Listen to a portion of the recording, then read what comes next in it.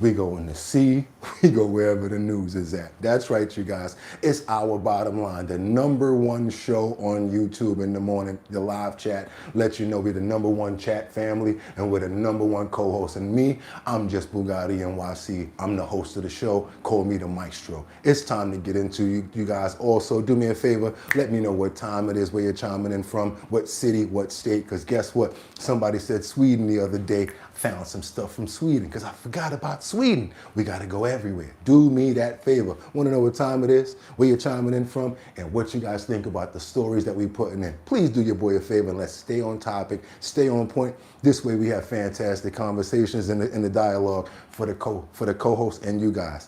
Last but not least, let's get into these titles. It's time to get to work. Trump.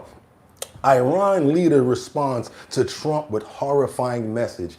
Basically, they're telling us they're not stopping. We're going to keep on moving and keep on doing what we got to do. They're not giving up, and that's basically what the message is. And it gets a little crazier once you hear what they really have to say. But we got that in the clips. We got to keep on going in this thumbnail till we get done. Because now we got some students that flee a classroom in a panic as an earthquake strikes the Philippines. I'm talking about magnitude. It was crazy. Cell phone stores, phone cases, everything falling off the wall. Bananas. You guys are going to be like, whoa, glad I wasn't involved in that. But then again, we're having a lot of things going on in the world. So guess what? Could just be time for that. Sodom, maybe Gomorrah, I don't know. Let's keep on moving forward. Double tap that screen to get those likes up, because last but not least, I got what would be car thieves target high-end vehicles in Chelsea, New York. Dude had a McLaren, wrapped it up around a pole. I know I'm telling early, but I'd feel terrible if that was my McLaren. I come back to the parking lot, I'm ready to pull out. My McLaren is wrapped around a pole. Woo, wouldn't take that too easy. They're still on the run. We're talking about New York City here. We got those romper room police officers / what they call them, Keystone Cops / Benny Hill. Yeah, talking about, we get the video, see what's gonna go on later. That's how they get down around here, because we got bad people that's running the show. But without any further ado, I'm your boy BOOGOTTINYC. This is Our Bottom Line. It's time for trending topics, current events, much, much more. Let's go. Let's get to work, you guys. Double tap that screen, even on it. Come on in. Let's do it, because we got to get on over to Trump as he sets that ultimatum for Iran. We've still been following up on that as far as like late breaking news and everything that's going on over there. And we continue to continuously pray for all of the victims. I'm talking about the people that are the casualties that have nothing to do with what's going on. Let's keep on moving forward, you guys. It's time to get it. Let's go. President Trump sets an ultimatum for Iran. We're going to start it off like that and see what the ultimatum is. Let's go. By 5 tomorrow night, if Iran does not agree to a ceasefire deal with the United States, President Trump says he will order widespread attacks on Iran. And until then, the Pentagon says it's carrying out the largest volume of strikes since the start of the war. National correspondent ADVERTISE reports. President Trump giving a straightforward assessment of the war with Iran and status of ceasefire talks. We are obliterating that country. And I hate to do it, but we're obliterating, and they just don't want to say uncle.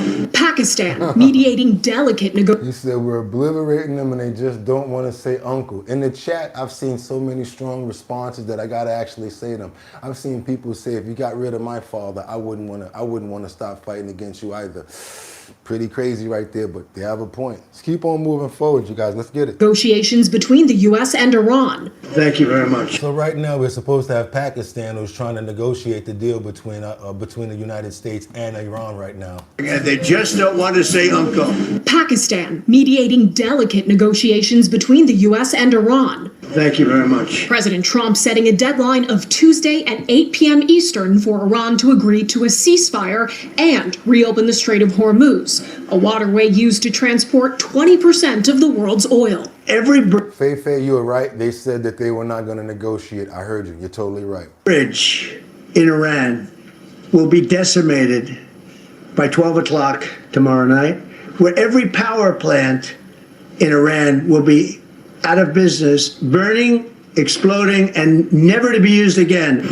The world is watching, worried. European Council President Antonio Costa says any targeting of civilian infrastructure, namely energy facilities, is illegal and unacceptable. Iran says they're ready to reciprocate. Our armed forces would target any similar infrastructure that is owned or in any way or manner related to the United States. His infrastructure and their army will strike directly out at any company or anybody that's in any sort of a way affiliated with the United States is what Iran is saying. So any affiliation with the United States, if you got a company, situation, or business out there, that's what they're gonna start striking back at. Let's keep on moving forward, you guys. Double tap that screen and get those likes up. We got a lot more news to get into. Or contributes to their act of aggression against Iran. Top Iranian leaders publicly rejecting a ceasefire proposal. I want to get into a little more detail about what they're saying when it comes down to retaliations and their follow-ups. But Trump, yes, definitely threatened them, and we got to get a little bit into some more details when we came back to D.C. because he also threatened a reporter, and this is pretty severe. It had to do with the downed, I want to make sure I get this right. Was he a corporal or was he a lieutenant? I want to make sure. The downed lieutenant that was in the fighter jet. Basically, they said that there was a reporter that was giving out information. Not supposed to do things like that when someone is still in the field behind enemy lines. Trump has some very strong words about that. Let's keep on moving forward. Double tap that screen. Let's get those likes up, y'all. Let's go. These two extraordinary rescues, because it was two, and as you probably know, we didn't talk about the first one for an hour. Then somebody leaked something, which we'll hopefully find that leaker. We're looking very hard to find that leaker. And talked about there's somebody missing. They basically said that we have one and there's somebody missing. Well, they didn't know there was somebody missing until this leaker gave the information. So whoever it was, we think we'll be able to find it out because we're going to go to the media company that released it and we're going to say, national security, give it up or go to jail. And we know who, and you know who we're talking about, because some things you can't do. Because when they did that, all of a sudden, the entire country of Iran knew that there was a pilot that was somewhere on their land that was fighting for his life. And it also made it much more difficult for the pilots and for the people going in to search for him. All of a sudden, they know that there's somebody out there. They see all these planes coming in. It became a much more difficult operation. What's up, Money Tree? Because a leaker leaked that we have one, we've rescued one, but there's another one out there that we're trying to get.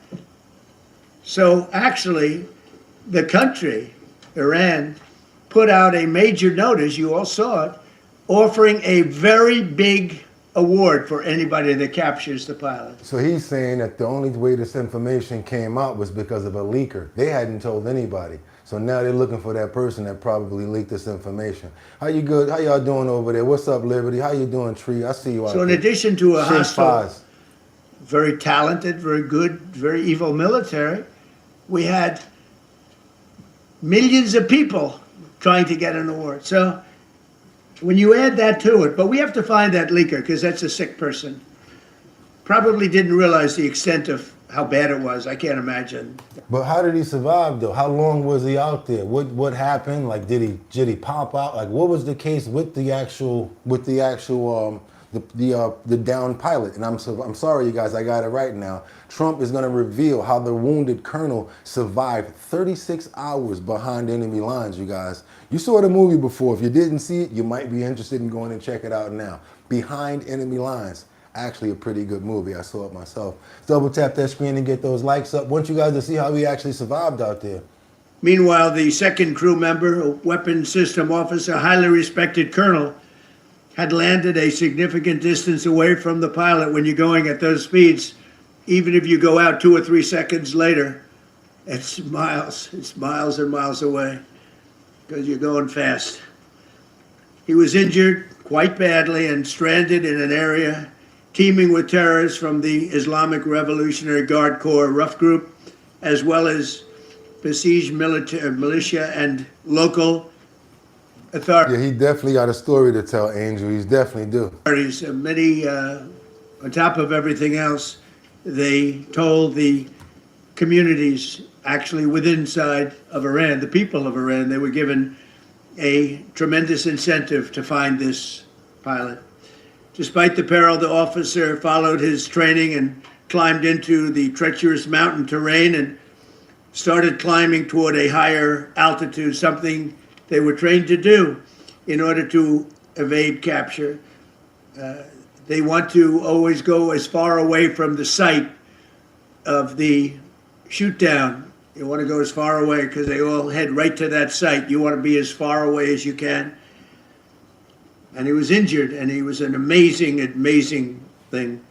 He scaled cliff faces, bleeding rather profusely, treated his own wounds, and contacted American forces. So not only did the fighter take on casualty and go down, the colonel that was in there, he had injuries as well. He had to take care of himself, treat himself while he was moving. You know what we call that around here? We call that sharks. Because let me tell you what you got to do in life, and please adapt this to your own life. This is what I adapt myself. I look at us as all being like sharks, all in the water swimming around, right?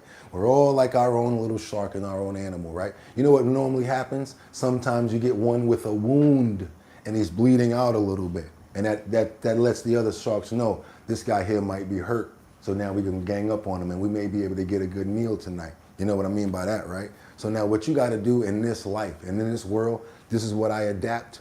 Try to learn how to be a shark as you're bleeding out and still being able to move and function and defend yourself while you're still moving around. That shows real good determination, and it shows that you can survive under heat and under bad terms. So yes, sometimes you may be wounded, you may be down, but I need you guys to dig down deep inside and find that inner warrior and push on moving forward, because you're gonna be the only one that gets the reward out of it. Talking positive focus right here now, and want you guys to adapt that. Never give up, keep on pushing, and never let them see you sweat until it's over. You're going to keep on going, I'm telling you. Don't never let nobody see you sweat, and don't tell nobody that, oh, that might not work. That's not a good idea to get into that. Just because they're not into it don't mean that you can't succeed at it. Dreams, ideas, write that book, put that movie out. You want to sing, do it. Look at me every morning.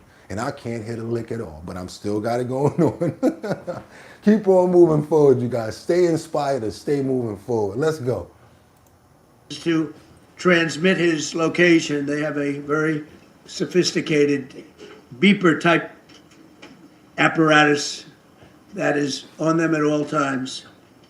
And when they go out on these missions, they make sure they have lots of battery space and they're in good shape. Okay, I know what you guys are saying. They're going to put boots on the ground. I'm hoping that they don't, because you can get an idea of a sense of, you know, what it's going to be like if they actually do wind up going on the ground. You're going to have the entire country being incentivized. They've even gotten 12-year-olds yesterday that started to enlist in their army. Young as 12 years old. They're letting children enlist in their army. That goes to show you how desperate they are. Double tap that screen, get those likes up, because we got a couple more strikes that we got to cover when it comes down to this IRGC headquarters that was obliterated. Keep on moving forward, you guys. That's it right here. Let's go. It's the last one, and we're going to keep it moving. Who's in Tel Aviv? Trey. Yeah, Harris, good morning. High-ranking U.S. sources telling Fox News that while that rescue was ongoing over the weekend, that CENTCOM commander Admiral Brad Cooper directed a strike against an IRGC underground headquarters outside of the Iranian capital of Tehran. Fox News has learned that B-2 bombers were used during this strike, along with massive ordnance penetrators, bunker buster bombs, to target this facility, the same weapons used in Operation Midnight Hammer. And I am told by these high-ranking U.S. sources that the headquarters of the IRGC was obliterated in that strike. This is significant because it speaks to the intelligence and military excellence of the U.S. military. As this rescue was ongoing, they were hammering the Iranian regime just outside the capital of Tehran with B-2 bombers overhead, U.S. Special Forces on the ground, more than 100 of them, rescuing that airman and bringing the fight to the IRGC just outside of the Iranian capital. Harris? Talked about the fact that there were 2 pilots who were rescued very much. What do we know about that part of the mission? Absolutely. We understand that on Friday, the pilot of the F-15 that was shot down on Thursday night was rescued. And then it wasn't until about 48 hours later that the other rescue took place. And they did not want to let that information out until they got the second one. That makes a lot of sense. We're not going to tell you guys we got them until we get both of them. That's what he was peed off about, the fact that it got leaked and they were out there giving out rewards for somebody, whoever found them, and had people looking for them. Again, Fox News can report that on Saturday morning, the CIA was able to confirm the location and the identity of that airman, to confirm that this was not an Iranian trap, at which point the message was delivered to the Secretary of War, the Joint Chiefs Chairman, and ultimately the President. I'm told at that point, President Trump ordered the operation, and within 12 hours, there were U.S. boots on the ground inside of Iran. Harris? Let's keep on going, you guys. Thank you so much, Trey. We got to keep on moving forward. Yes, shout out to Shannon, shout out to Casey and your pops and your family. You guys, anybody who served, anybody who here that took care of us and made sure that we were safe, I would love to thank you guys for your service, your support, and all your love and everything that you do to keep our country safe.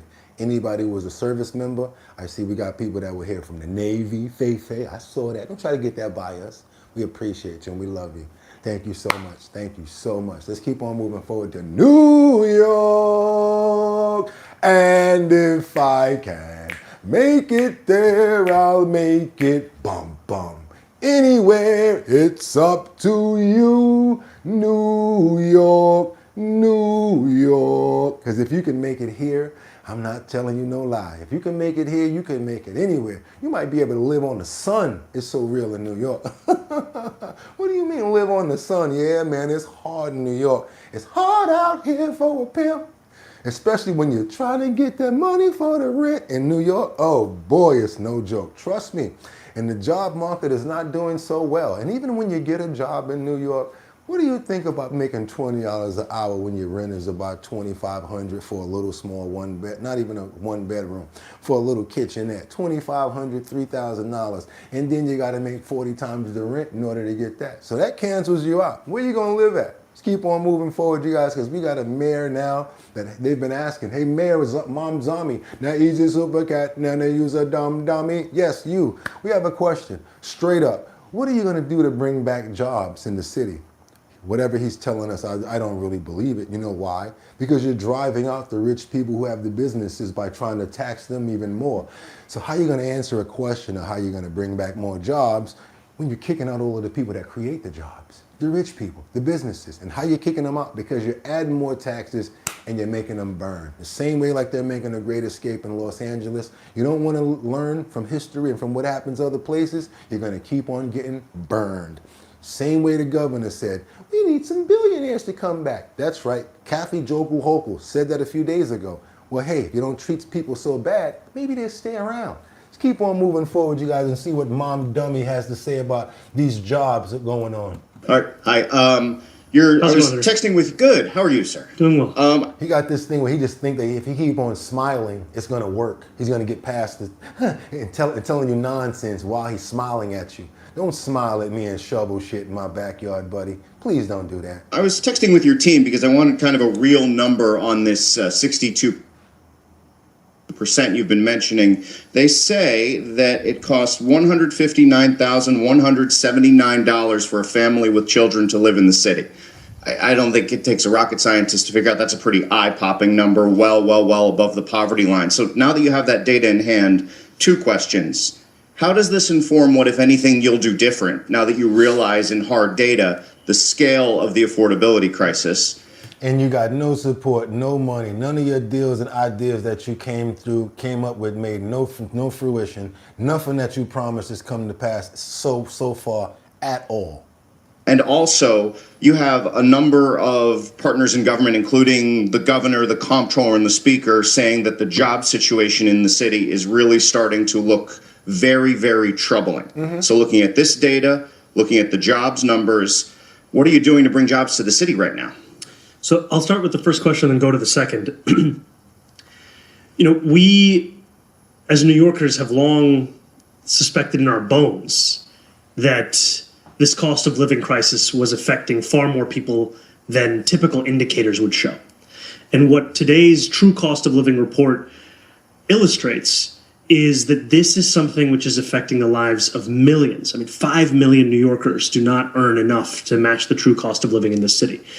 it inspires us to redouble our commitments in two ways. One is to ensure that as many New Yorkers in this city as possible can earn a living wage so that they can actually keep up with the cost of living in the city. And two is to tackle the costs that are pushing that cost of living so high. So some of those costs we know in this city are housing costs. Some of those costs are also childcare costs. Part of the reason why we've been so focused on delivering universal childcare in this city is that we know universal child care. It sounds like just a word. When he says it, that means that anybody can get it, even illegals. Universal child care.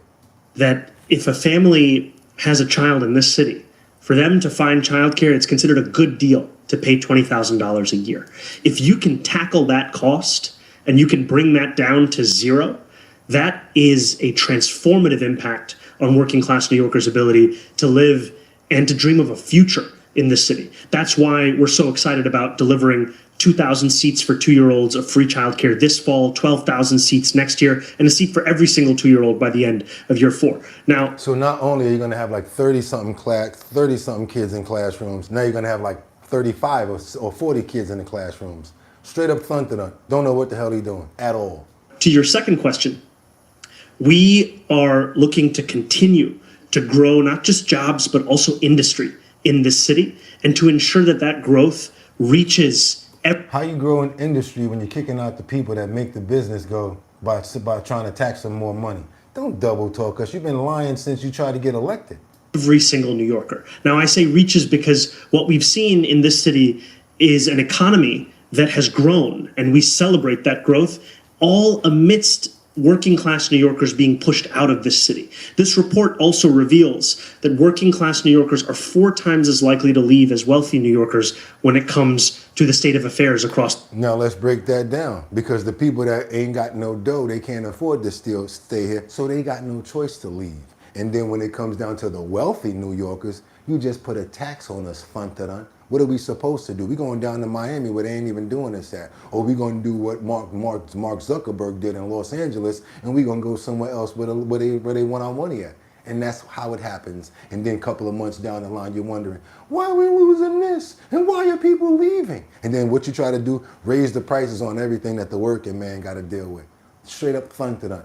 He don't know his ass from his elbow. And we got him as the mayor. Let's keep on going. These 5 boroughs. And we need to confront that exodus and do everything we can to keep those New Yorkers here in the city, and then also make room for everyone else who would like to be a New Yorker. Because we know, and I'm so glad that we have our DCP head here who's with us, because so much of this comes back to building as much housing as we can to ensure that those who live here can continue to do so, and those who want to live here can find space as well. Yeah, double talk and keep on with that fake little stupid smile that you got going on there. He's one of the kids that I would have beat up in school. Call me what you want. Definitely would have beat him up. Straight up and down. Call me what you want. Caught him in the corner. Boop bap, boop bap. Yeah, principal, you're right. I shouldn't have did it. Suspension, no problem. But he definitely would have caught one. I don't like people like that. Try to, manipulative. Hey, come here for a minute. Woo wap! Oh my God, what's that about? Because violence, it's a universal language. Just keep on double tapping that screen and get those likes up. You don't got to agree with me. Some people need to be around. Just keep on going, you guys. We got an ex-staffer of a Representative Gonzalez who says that he's been sending her number sexual exploitive texts, messages asking for the number 6, as well as images. So now you work for somebody that's a high caliber person. All of a sudden they get infatuated by you. I hear about it all the time, fellas. Yeah, you be doing some real grimy stuff. Because the girls and women that I deal with, I gotta be honest with you, they're pretty voluptuous. They might be pretty or whatever like that. And I like talking to pretty women. That's just how it is. But you know the stories that I get from women all the time, a lot of times is pretty heartbreaking. Get stories like, you know, my boss said such and such to me yesterday. Or this person that I didn't never think that would ever talk to me like that said something that was disrespectful to me. That actually makes me feel bad as a man, if you really care about people. I hear stuff like this all the time. Now we got a situation where we got an ex-staffer who's being put through those same situations, and who's gonna listen to you? Sometimes you may say something, they get intimidated, they don't wanna talk about it, that's their boss as well. So they intimidate people by their power and the position that they're in. So I want to just bring this to light, you guys, before I get into this next clip, just to give you an idea of what's been going on and how things actually go, especially in the work world and everywhere, to be honest with you, if you're dealing with people like that. A former political director for a Republican congressman tells NBC News that she got sexually explicit text messages from him for years before Tony Gonzalez admitted to an affair with a separate staffer. Those texts apparently included asks for sex and nude photos. She confirmed to NBC News all her claims in this story by the San Antonio Express News, including him apparently asking for naked pictures more than a dozen times over 3 days. She also says she rebuffed his requests for a physical relationship. NBC News generally does not name alleged victims of sexual misconduct without their permission. Remember, Gonzalez dropped his re-election push after new reporting revealed an affair with a different staffer who later died by suicide. That allegation led to an ethics investigation and a rebuke from Republican leadership. The spokesperson for Gonzalez hung up the phone when asked by NBC News for comment. Ryan Nobles joins us now. He is still obvious. So yes, the other person that he was in an affair with, they were like stressed out, really went extra there, and it took him to a different place where they basically unalived themselves. Now you got other staffers and different people that are coming out and talking about this situation right here. I'm hoping that they finally shine a light on it and get some eyes on it to get some follow-up on what's going on with this person right here. A sitting lawmaker here was already embattled even before this latest series of revelations. Yeah, that's right. And, you know, in this instance, he's not accused of any sexual assault, but this is certainly at the very least gross communication that he had with someone that was a subordinate. It was before he was elected to Congress. She described and showed the San Antonio Express News examples of this back and forth between her and the congressman. She even went as far as to say that she in some ways kind of didn't encourage it, but didn't necessarily tell him to stop, which she admits. But she believes that this is another data point in Congressman Gonzalez's track record that needs to come out. She said that if she's scared to lose her job, if she's scared to get in trouble for the position, she probably just like, try to ignore it as much as possible. You never know what's going on while people do what they do. This in a statement, she said, the objective here is not to beat a dead horse. The man's done, but at the end of the day, this behavior has to stop. What can I do? This is what I'm asking myself. What is my part in this? And she said, let's keep on moving forward, you guys. Hopefully he is done and won't be able to do things like that to anybody else. And guess what we do over here? We pray for all victims of SIX. We can't say certain words, SEX, abuse, especially children, anybody who ever been harmed by it, as well as the family members and people that are there to try to help out and get you through the therapy to continue moving with life, moving forward, because it's still a rocky road, because you never know how people are going to respond after being treated in certain ways, especially the number 6 abuse. I want to pray for everyone who ever had these situations and move forward, you guys, and let's hopefully you get good therapy, good family, and you're able to get a quality of life that you deserve. Amen. Let's keep on moving forward, because now we got to talk about the shrimp. How many people like to eat shrimp? We like ball shrimp, like fried shrimp. Sometimes I like my shrimp fricassee. You like them big shrimp? You guys like the ones in how about the big ones? Or you can put them in salad when they get cold. It's a lot that you can actually do with shrimp. I used to really love shrimp fried rice, with the fried rice, with the what do you call it? My favorite thing, those bean sprouts with a little bit of onion, a little bit of greens in there. You mix that up really good. Shrimp fried rice, baby. Stand back. Hit that with that duck sauce.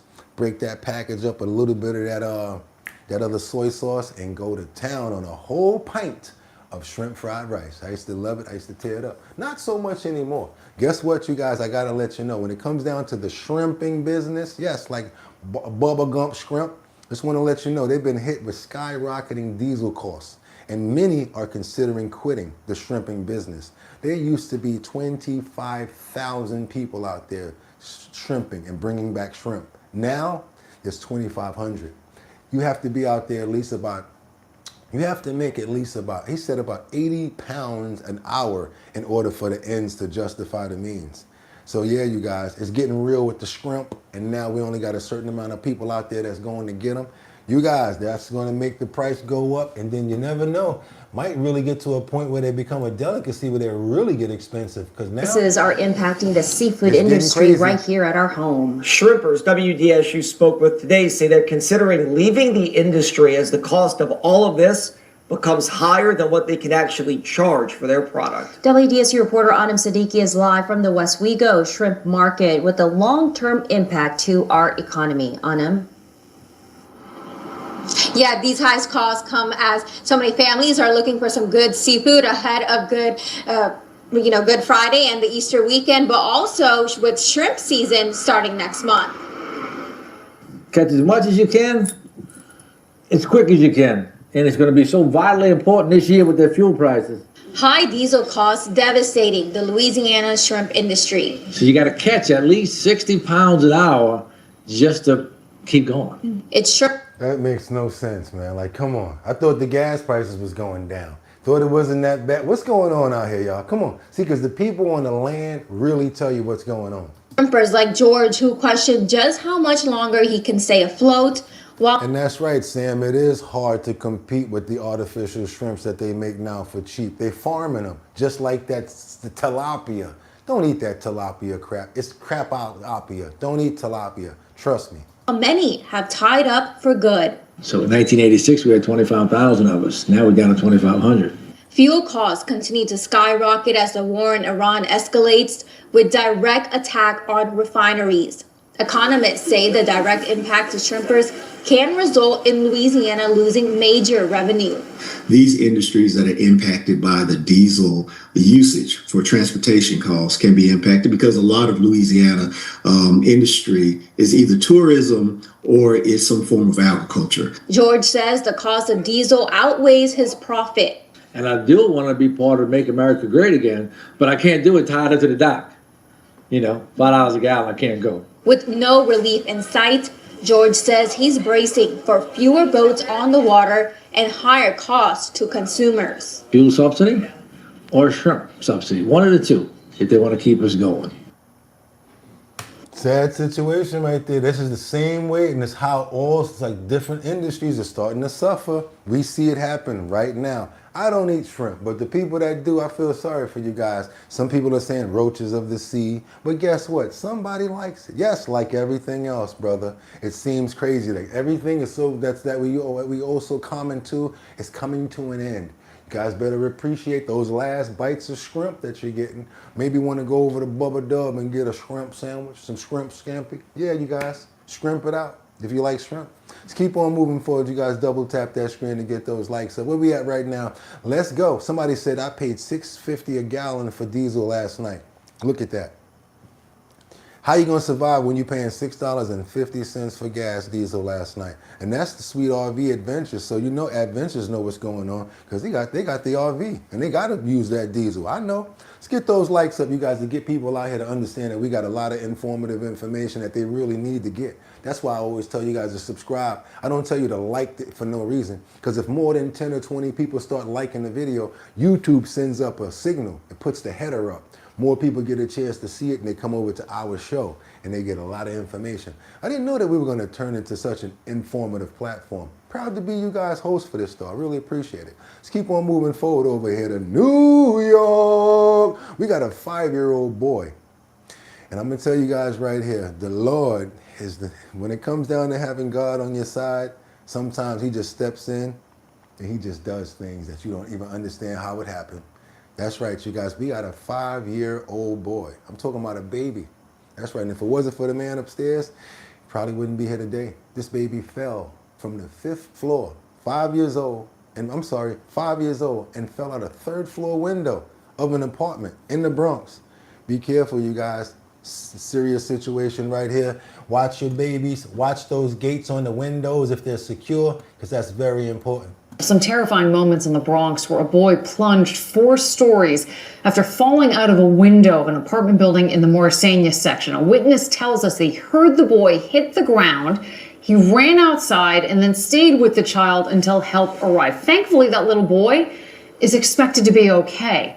Eyewitness News report. So that's why they're counting it like that. So he live on the 3rd floor. You still got to count this floor.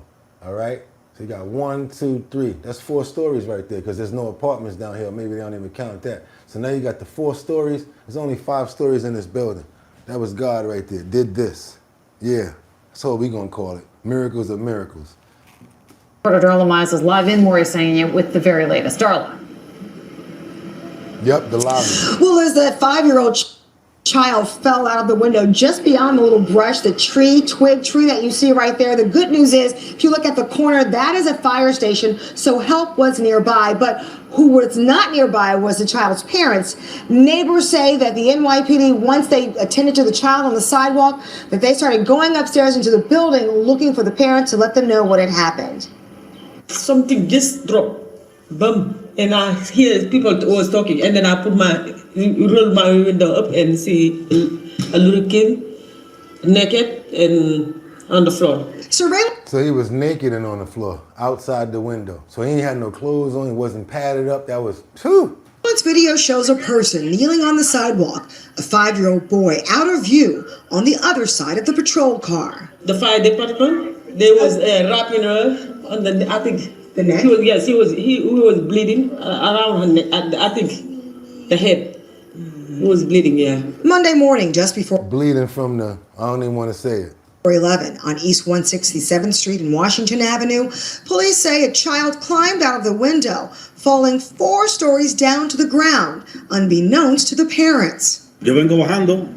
I was coming down, and just as I was about to open the door to step outside, right then and there, he fell. I heard the sudden thud, though I wasn't startled yet. It was only when I actually opened the door and saw him lying there that it hit me. That's when he let out a scream. I grew even more nervous, and seeing him there, I didn't dare move him. That's when Jesus Toribio says he ran to the fire station on the corner for help. I didn't know what to do. I kept going back and forth to check on him until the firefighters finally arrived. I stayed right there near him. I was a nervous wreck. My knees were shaking. It was terrible. Surveillance video showing the frantic response to help the little boy. When the baby saw the daddy, that made me so sad. She wanted, to go to the dad. She was screaming, crying. And trying to go to his dad? Yeah. So when the baby saw the dad, he was crying and screaming and wanting to go to the dad. But where was you at, Dad, in the first place? Gotta call you out on this. Now, according to New York City law, any window of an apartment with small children should have a window guard on it. It's not clear at this time what the condition of this apartment was. What we do know is that the 5-year-old boy is at Harlem Hospital in stable condition, expected to survive his injuries.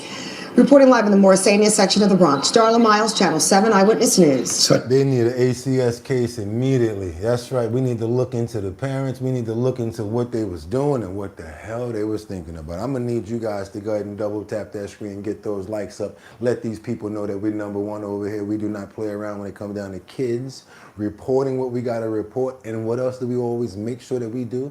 We're going to pray, even know, and we're going to thank the Lord right now. Because why? Not only do we pray when bad things happen, and we want to pray that we can get some composure out of it and get stronger from it. We want to thank the Lord for preventive measures and for being there, because that was only because of a miracle right there that beautiful baby survived. 4 stories coming down, and you heard what they said, didn't have any clothes on, naked. Want to pray for the baby, want to pray for the family, that they get better direction and be able to pay attention to what's going on when it comes down to their child. We never know what the reasons are, but we want to pray for better. We want to pray for love, and we want to pray for hope, and no signs of any hurt, of any pain, or any broken bones or anything like that moving forward. Nothing that comes out of this, and hopefully it gets through this in a therapy manner where the baby is able to move forward in a strong way. Amen. We ask that today. Keep on moving forward, you guys. That's what we got to do. Just keep on going. That's how we do it over here. And we're just so happy that the baby made it. Hallelujah. There you go.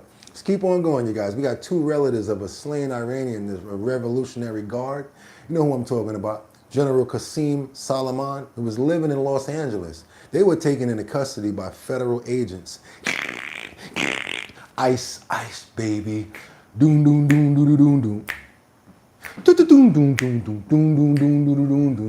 Ice, ice, baby. Get him! That's right, you guys. They went and they got him. They said, you know what? We understand that was your uncle or your family member, but we don't know what you might be planning on doing. So you know what ICE did?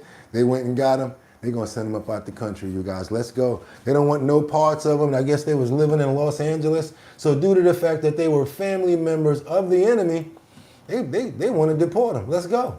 Over the American life of luxury, over Immigration, Customs, and Enforcement has arrested the niece and grandniece of an Iranian general the U.S. just killed during President Trump's first term.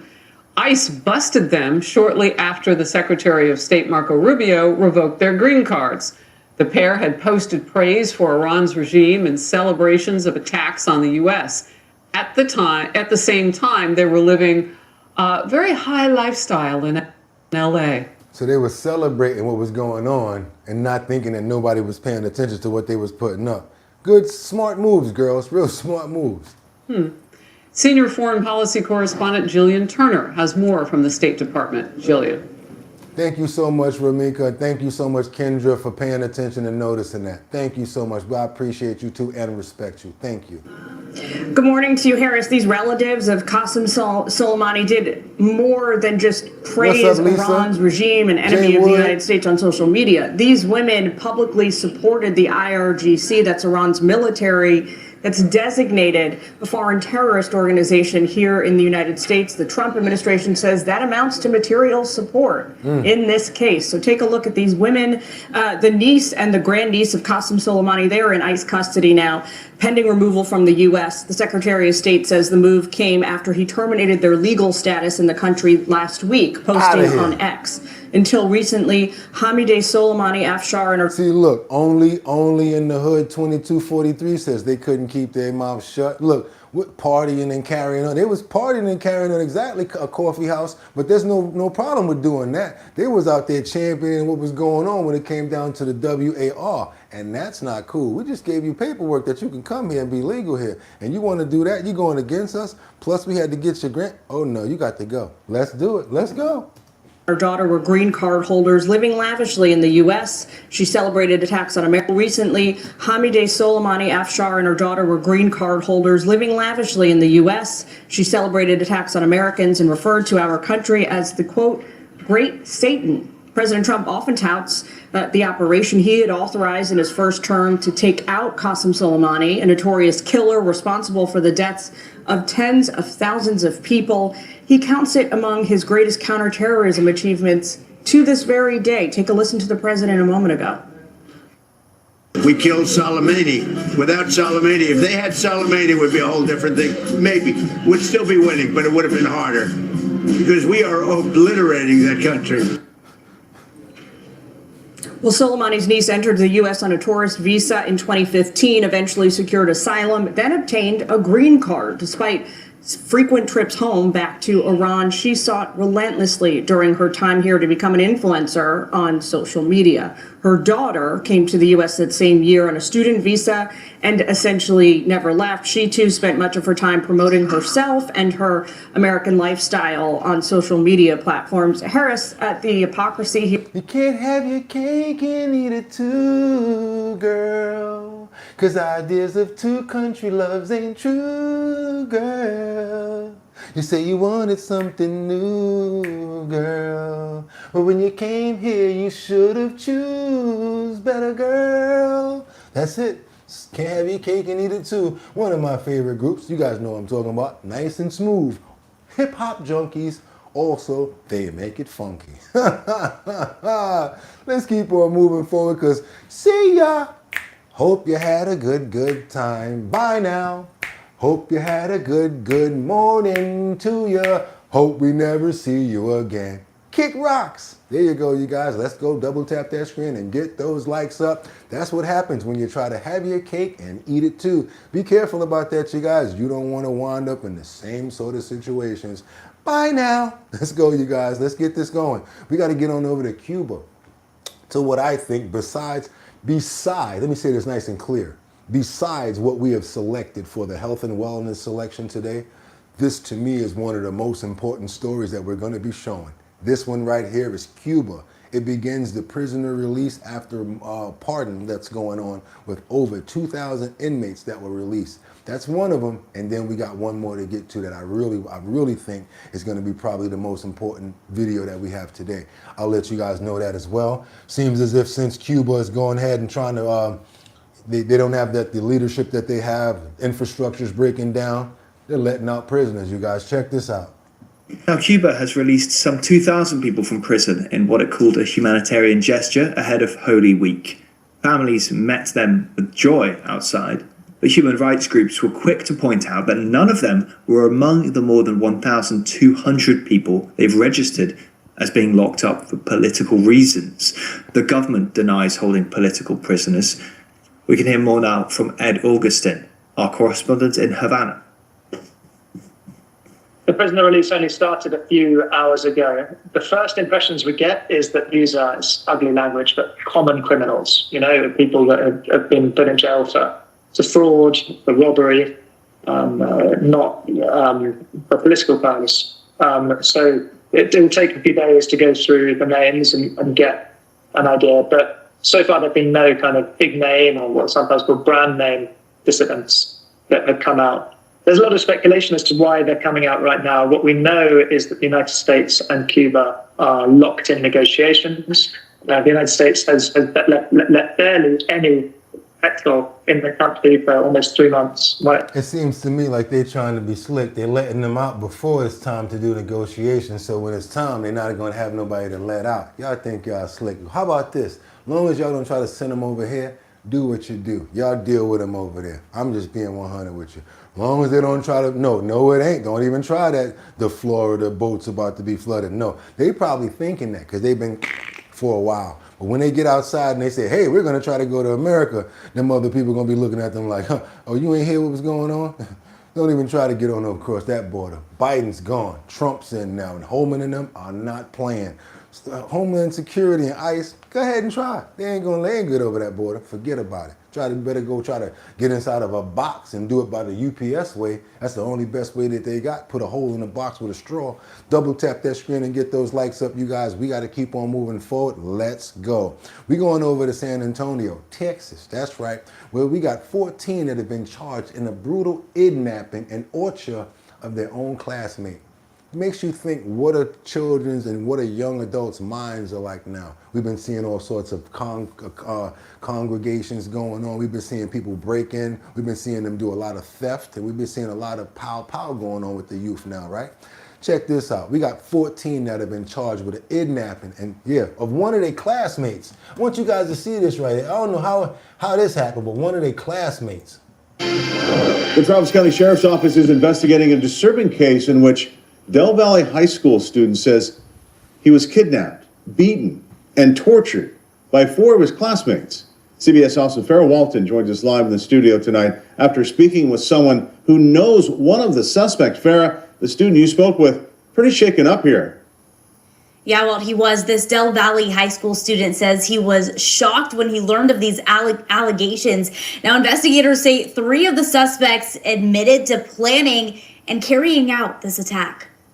I thought it was insane. It's especially at our school. Jacaden Mitchell is a student at Del Valley High School. He says he's shocked to hear of the allegations involving a student who says he was kidnapped and attacked by 4 classmates. But we never have anything super crazy like that, especially knowing one of the alleged kidnappers. It's pretty bad. According to an arrest affidavit, the victim left Del Valley High School with 3 classmates on February 19th and went to this gas station across the street. From there, he says they drove to a home on FM 969 where they went into the garage. Travis County Sheriff's Office investigators say that's when the situation escalated. According to the affidavit, the victim says one of the teens held a gun to his head while the others tied his hands and feet with duct tape and covered his mouth. Everyone's pretty spooked, especially the classmates where we all share a class. Everyone's been like, oh my God, I can't believe this is happening. The victim told investigators he was beaten with aluminum bats and a walking cane while the suspects took turns holding him at gunpoint. Wow. The victim also says he was burned, forced to drink alcohol, and threatened with being killed if he went to police. Investigators say the victim was told the attack started because one of the suspects didn't want him talking to his girlfriend. He was later driven to another location and left there before making his way to a bus stop and eventually reporting what happened. It's just crazy how strong that person would have to be to report it and just stay alive, honestly.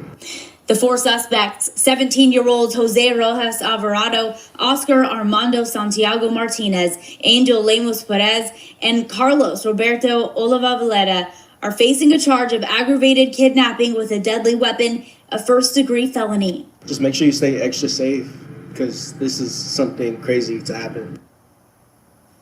Now, we have reached out to Del Valley ISD for a statement and have not heard back yet. We've also reached out to the Travis County Sheriff's Office to see how many of the suspects have been arrested and are waiting to hear back. Reporting live in studio, Farrah Walton, CBS Austin News.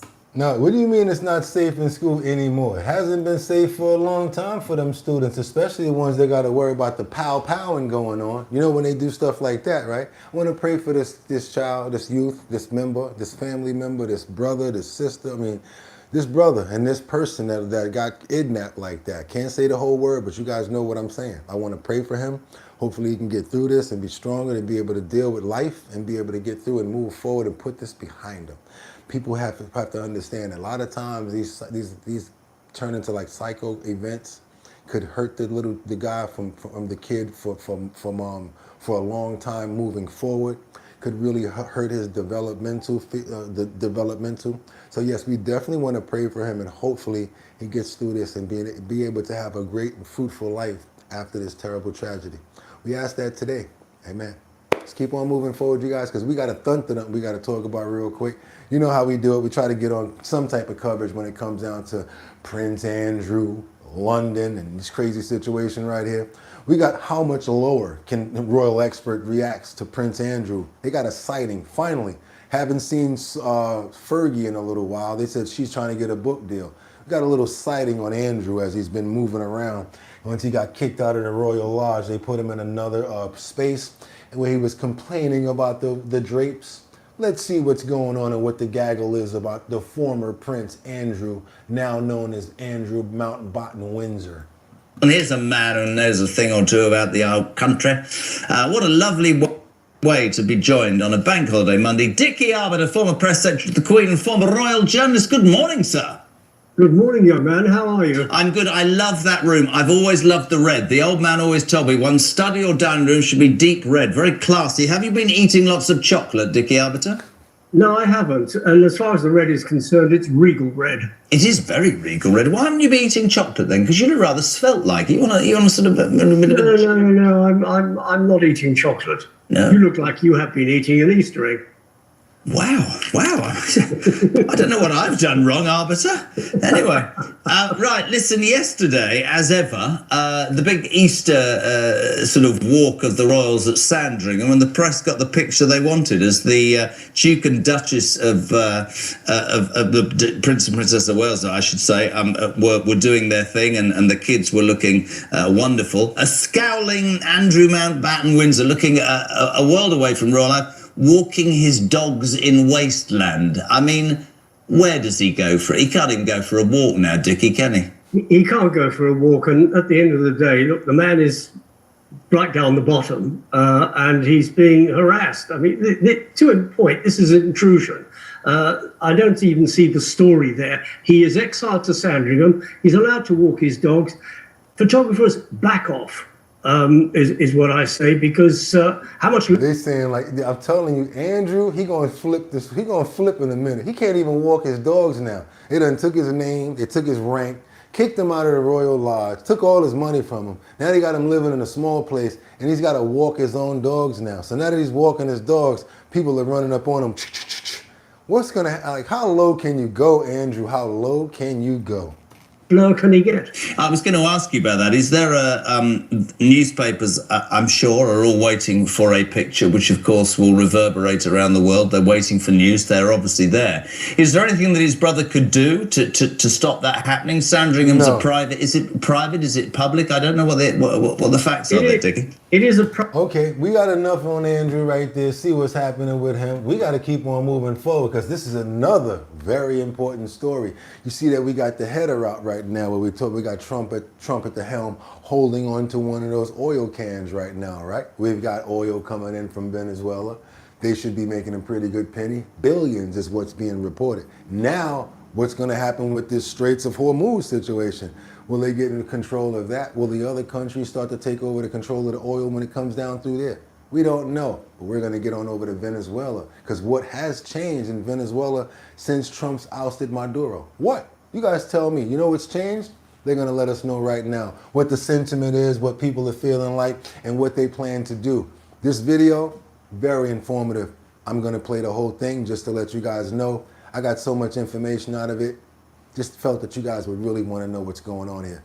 Let's get on over to Venezuela, because this could be an example of what they're planning on doing when it comes down to Iran and other places that they strike.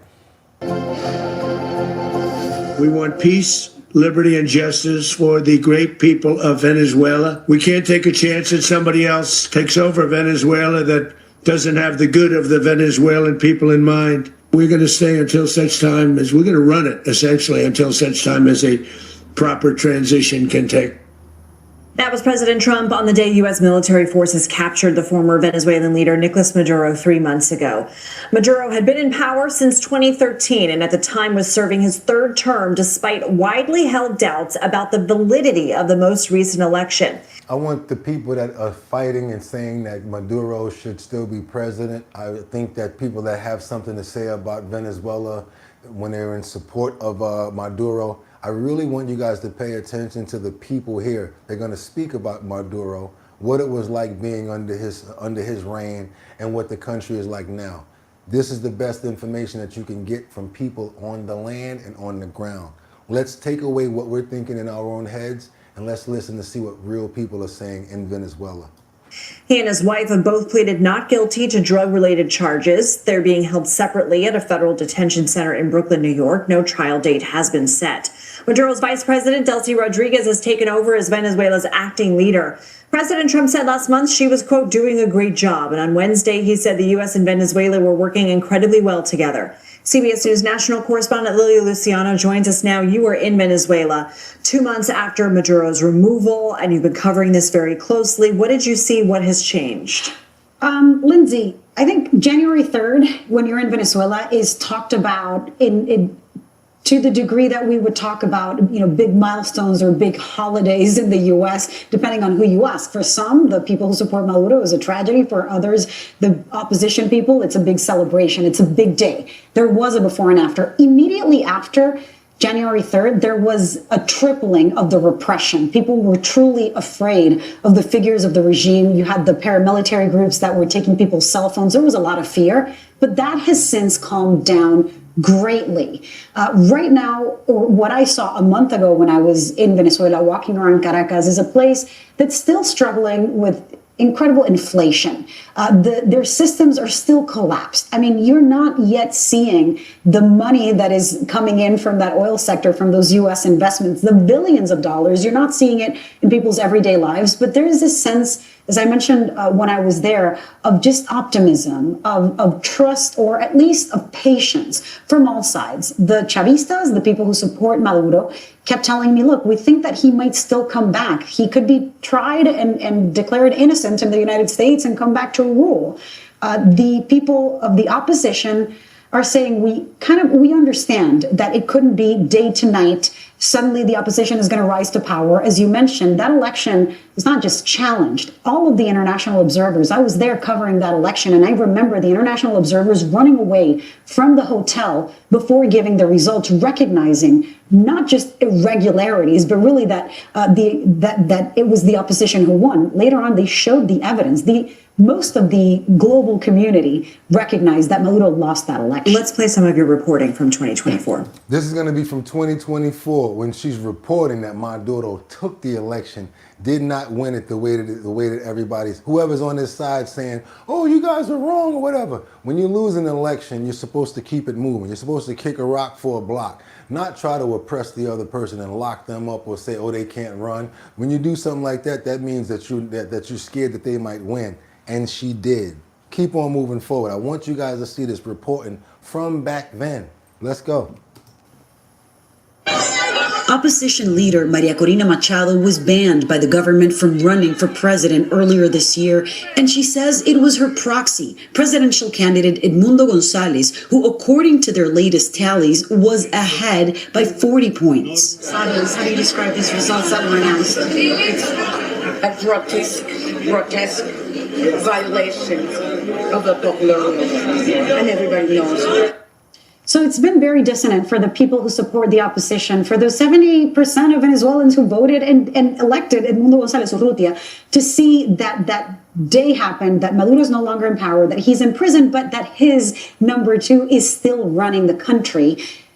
The thing with the opposition and what Maria Corina Machado is doing now is preparing for an eventual process of democracy. She met with Marco Rubio this week with our Secretary of State, Marco Rubio. He is, it seems, giving her a sense of, we are still supporting you, potentially asking for patience. We don't know the exact details, and I've been trying to find out of exactly what was discussed, but she has been saying to U.S. Oil companies, inviting them to invest in Venezuela, and really striking the difference between what is happening now and the future that she promises. But she's not in Venezuela yet. The opposition there, at least the majority of the political prisoners, have been released. They're perhaps quietly organizing, but they're organizing under these structures of power of the regime that had oppressed them for decades. So we don't know what's going to come out of that. We're going to keep on moving forward as we're going to follow up. Yep, we're going to keep on doing follow-ups on Venezuela, Cuba, everywhere, like Iran, anywhere that we're involved. Keep you guys up to date as much as we can on information that we get from you, that's being reported. Do me a favor right now. If you appreciate the content, give me all the money in your pockets. Snap into a Slim Jim. That's right. Give it all up. Give it up right now. No, I'm just kidding. But I would take that in the form of a like, or maybe subscribe to the channel, because we'd love to get to 80,000 subscribers. And Kendra, do me a favor. I love the way you call out the numbers. You say there's 500 and something people in here, but only 297 people that go ahead and hit that like button. Let's give them an entire sentence. Let's say that to them. We've got 500 and something people in here, and we only got 200 and something likes. You guys are not gonna show no love to Boogotti? Come on now. Go ahead and write that, Kendra. I think they'll pay more attention to that full sentence. I don't think that they understand the number versus the other thing.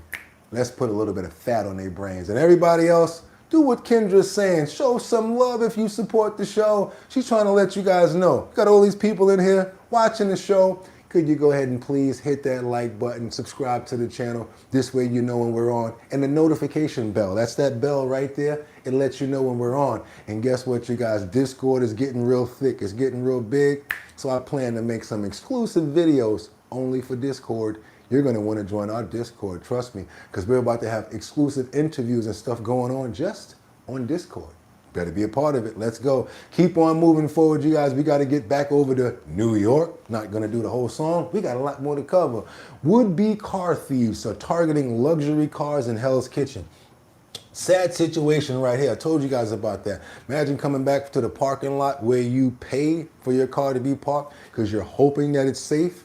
And next thing you know, you wind up seeing this when you pull up. I know that's not my car, not my 100,000. Wait a minute.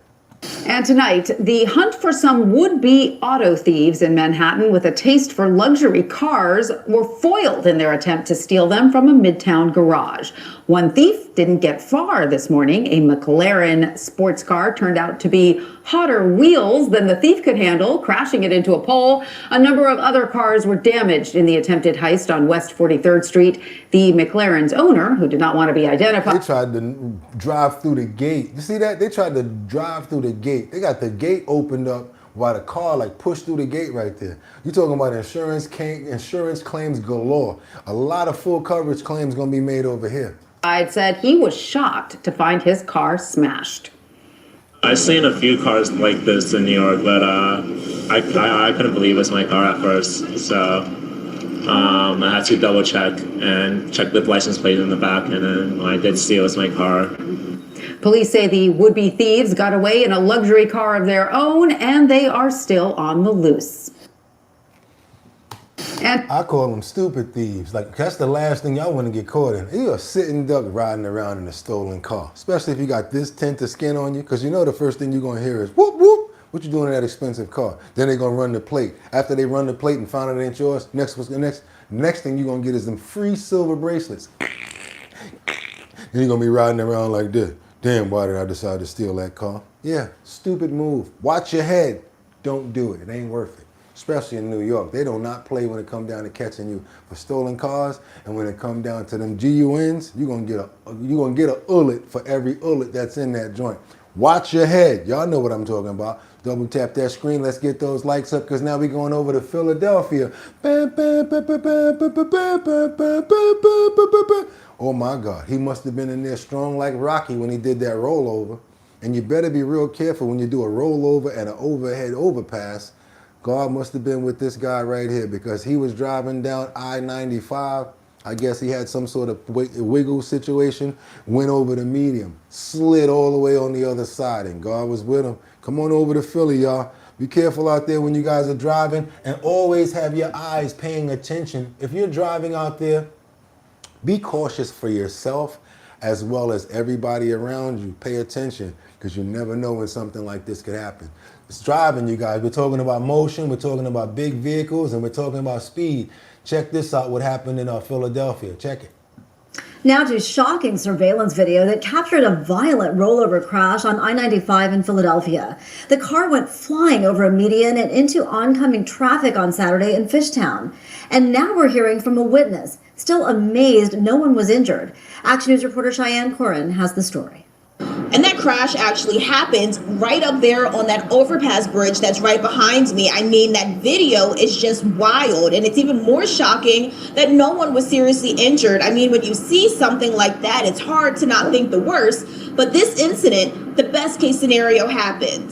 And I heard the initial crash. It was so loud. Freaked all my pets out. Here's the moment. Surveillance video captured a dramatic rollover crash Saturday night in Fishtown. You can see the car driving along I-95 north. Then the next thing you know, it flips over the median into the southbound lanes. Ran over all the way to the window and just saw the car already flipped. The crash happened just after 9:30 p.m. between the Girard Avenue exit and the exit to I-676 right at the Frankford Avenue overpass. I saw when the person landed on the ground. I saw that part, and then I didn't know that he was ejected. After looking back at the clips, it was kind of scary. You can see that moment here, showing one person tossed from the vehicle, who then gets up and rushes to help others. Wow. Other drivers on 95 also stop to help. Keep that seatbelt on. You never know, that seatbelt could save your life in there. You wouldn't have been outside, and it could have been another lane that he landed in with oncoming traffic. Keep that seatbelt on. Just trying to show you guys important examples of what to prevent and how to move when certain things are happening. Also, be careful if you get ejected. Pay attention to oncoming traffic. Everyone got dragged out of the car. All the Samaritans dragged all the 3 passengers and the driver out of the car. Miraculously, no one was seriously hurt. Faye says that she's been in a rollover but was in a big truck. That happens if a car hits the front. Yes, it does. I'm just so glad that they somehow avoided other vehicles, because that would have been really bad. Not sure what caused the crash, but be careful on I-95. And the witness you just heard from says that the occupants inside of the car refused medical treatment and left with Pennsylvania State Police. And later today, we are expecting an update from troopers in Fishtown. Cheyenne Corin, Channel 6, Action News. I guess Mom Dami wasn't able to get his social workers, because he's been the mayor for a few months now. And I think, wasn't he planning on defunding the police and then talking about bringing in social workers? I guess once them police saved him when he was at Gracie Mansion and all of them crazy people was out there trying to get at him, he said, you know what? I don't think we're going to defund the police. I think he changed his tune. You don't hear him talking no more about them social workers talking about, hey, what's going on here? You okay? No. No more social workers, huh? Now you're trying to be okay with the police, Mr. Mom Dummy. Now he's a super cat. Now they use a dumb dummy. Now you're trying to support them, huh? All of a sudden. Probably because of what's going on out there, and he sees how crazy things are. Let's get on over to New York one more time. We got to get on over to East Harlem. We got a video that shows a man with a knife, outside a market before being pow-powed by the police. Oh, okay, I guess they had to call the police after all. Now you want to call the police, but before they were talking about, we're going to defund them, and we're going to, all of a sudden now you got to call them. Let's get on over to East Harlem. I feel sad for this man. He could have been elderly. Not only he was elderly, but he could have had some sort of mental situation going on here. They waited for a while, called the police. Police tried to take care of the situation. The man got pow-powed. Check this out, you guys. Sad situation here. Let's go.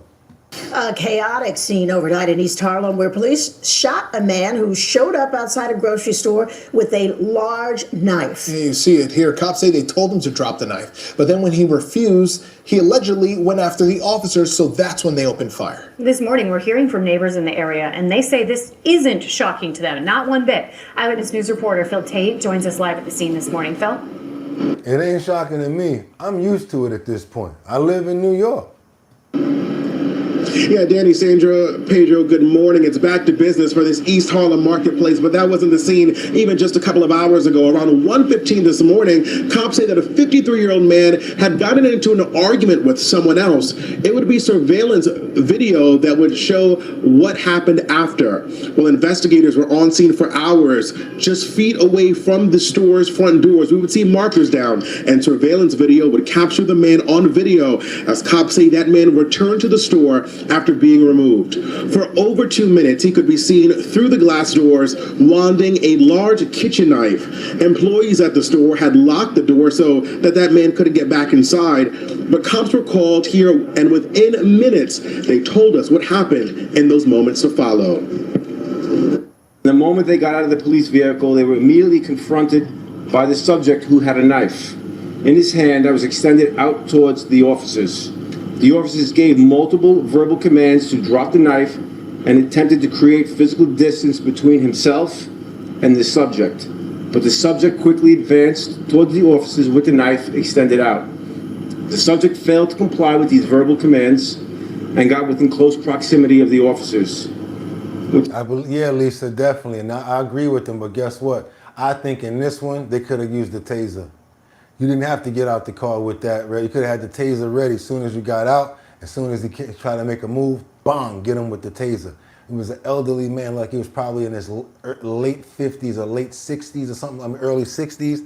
I think that they could have handled this case right here differently. Not only that, but the way that he was acting, the way that he was tapping it on the glass like that, you could tell wasn't that fast with his motions. Somebody could have actually got that away from him. So no, I don't fully agree with this situation here. Just don't.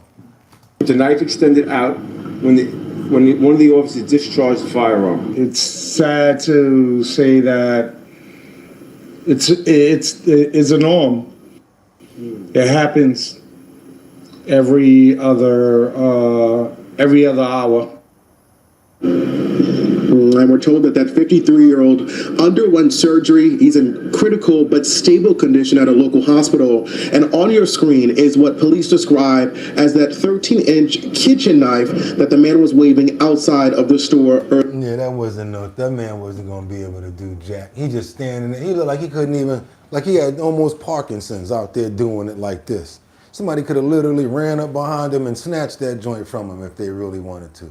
I don't think that they should have pow-powed him. You guys don't have to agree. That's why we call the show Our Bottom Line. We can all have our own opinions. Still want to pray for him, though. And hopefully he comes through recovery with this situation. You may have some sort of mental imbalances and stuff going on. For some reason today, I'm starting to see clear certain things with different people. You got to look at each case for what it is. And yes, we do have bad people out here. 53-year-old man waving a blade, looking like he's got a little bit of medical issues, probably mental.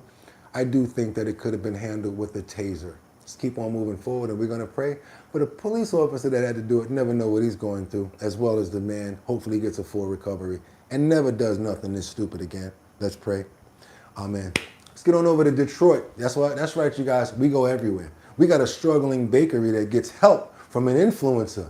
Hey, maybe I could become one of those influencers one day where you guys are having a struggling business going on and I put you guys on YouTube or under Our Bottom Line, or maybe you have a coffee company, or maybe you're trying to sell some clothes, or maybe you're trying to get your book out there, and we use our platform once we get to those 100,000 subscribers, because that's when they're going to pay more attention to us. We make a lot of more noise now, and I'm going to let you guys know the climb to the top is almost more than the reward. So yes, let's all bask in the work that we're working on now to make us number one and get us to where we're supposed to be. Let's get on over to Detroit, because love and support is what we should all be about. I love stories like this, especially when you got a company that's struggling. You got employees there, you got owners, and the community, they'll lose another business if this didn't happen. Love the fact that this business is being saved. What do you guys think about this? Let's get on over to Detroit.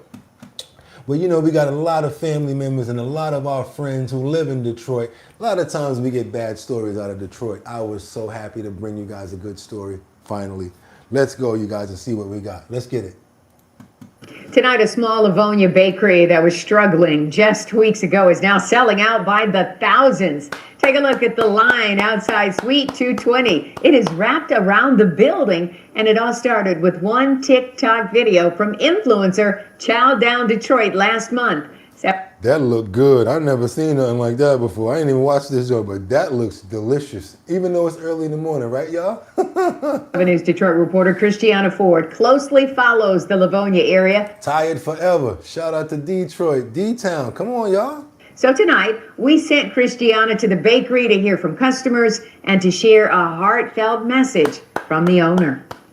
They say there is a lot of power in social media, and that's certainly the case here. The owner here tells me ever since that viral TikTok, they've had a line almost every day that looks like this. Wow. So I've been here since 9:45 this morning. Determination to pick up the perfect cupcakes for her husband Michael's retirement party. We tried to order some 2 weeks ago, and he was not taking pre-orders. He said he was swamped. Suite 220 has simply gotten very busy. I'm here because I want to try the banana pudding cupcake, and my mom wants to try the lemon cheesecake. Banana pudding cupcake. Yes, y'all. Cheat days.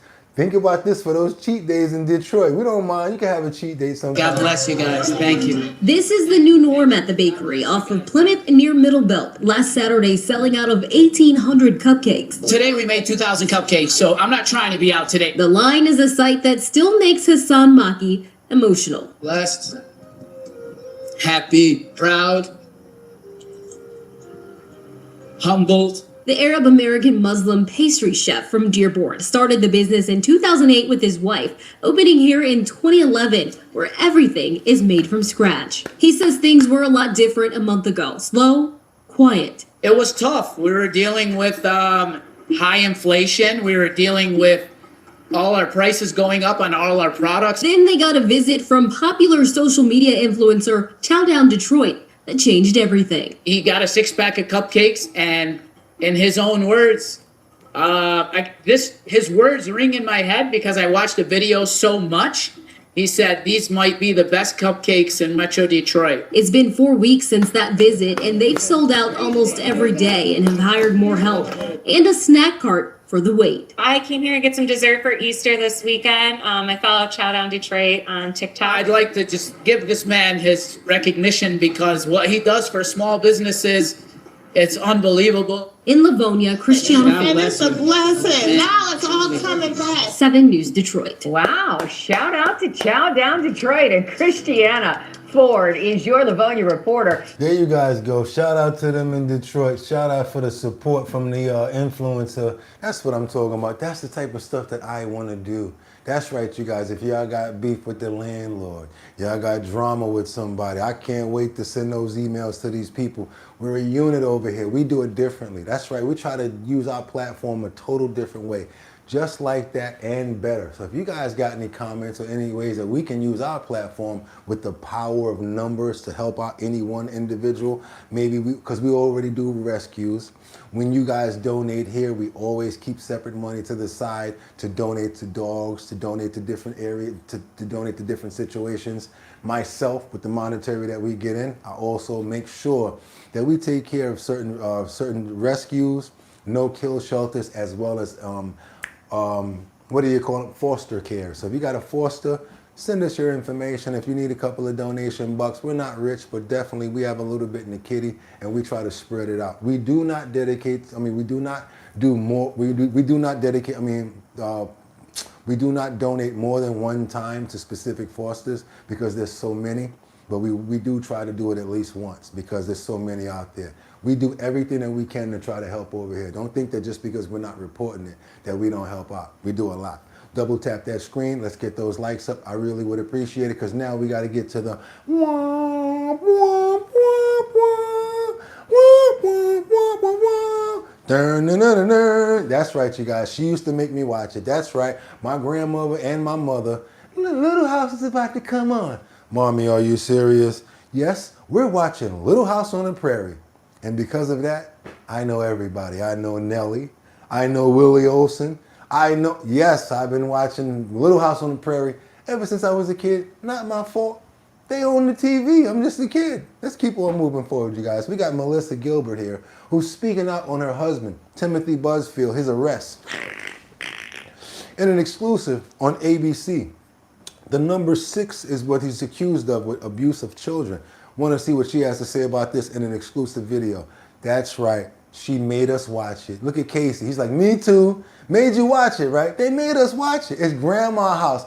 You gonna watch what's on this TV here, boy. I don't care if it's Remington Steele. You gonna watch it.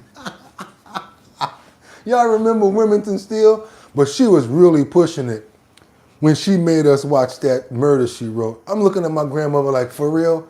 You don't even like this with the pages flipping and all that. I'd rather watch Matlock than Murder, She Wrote. Come on, y'all know what I'm talking about. If y'all know what I'm talking about, put it in the comments. Y'all know what. I'd rather watch Matlock than Murder, She Wrote. Oh, dusty lady running around trying to write a book or be a detective. You don't get your crappy ass out of here. Let's get on out of here and keep on moving forward to this Melissa Gilbert interview.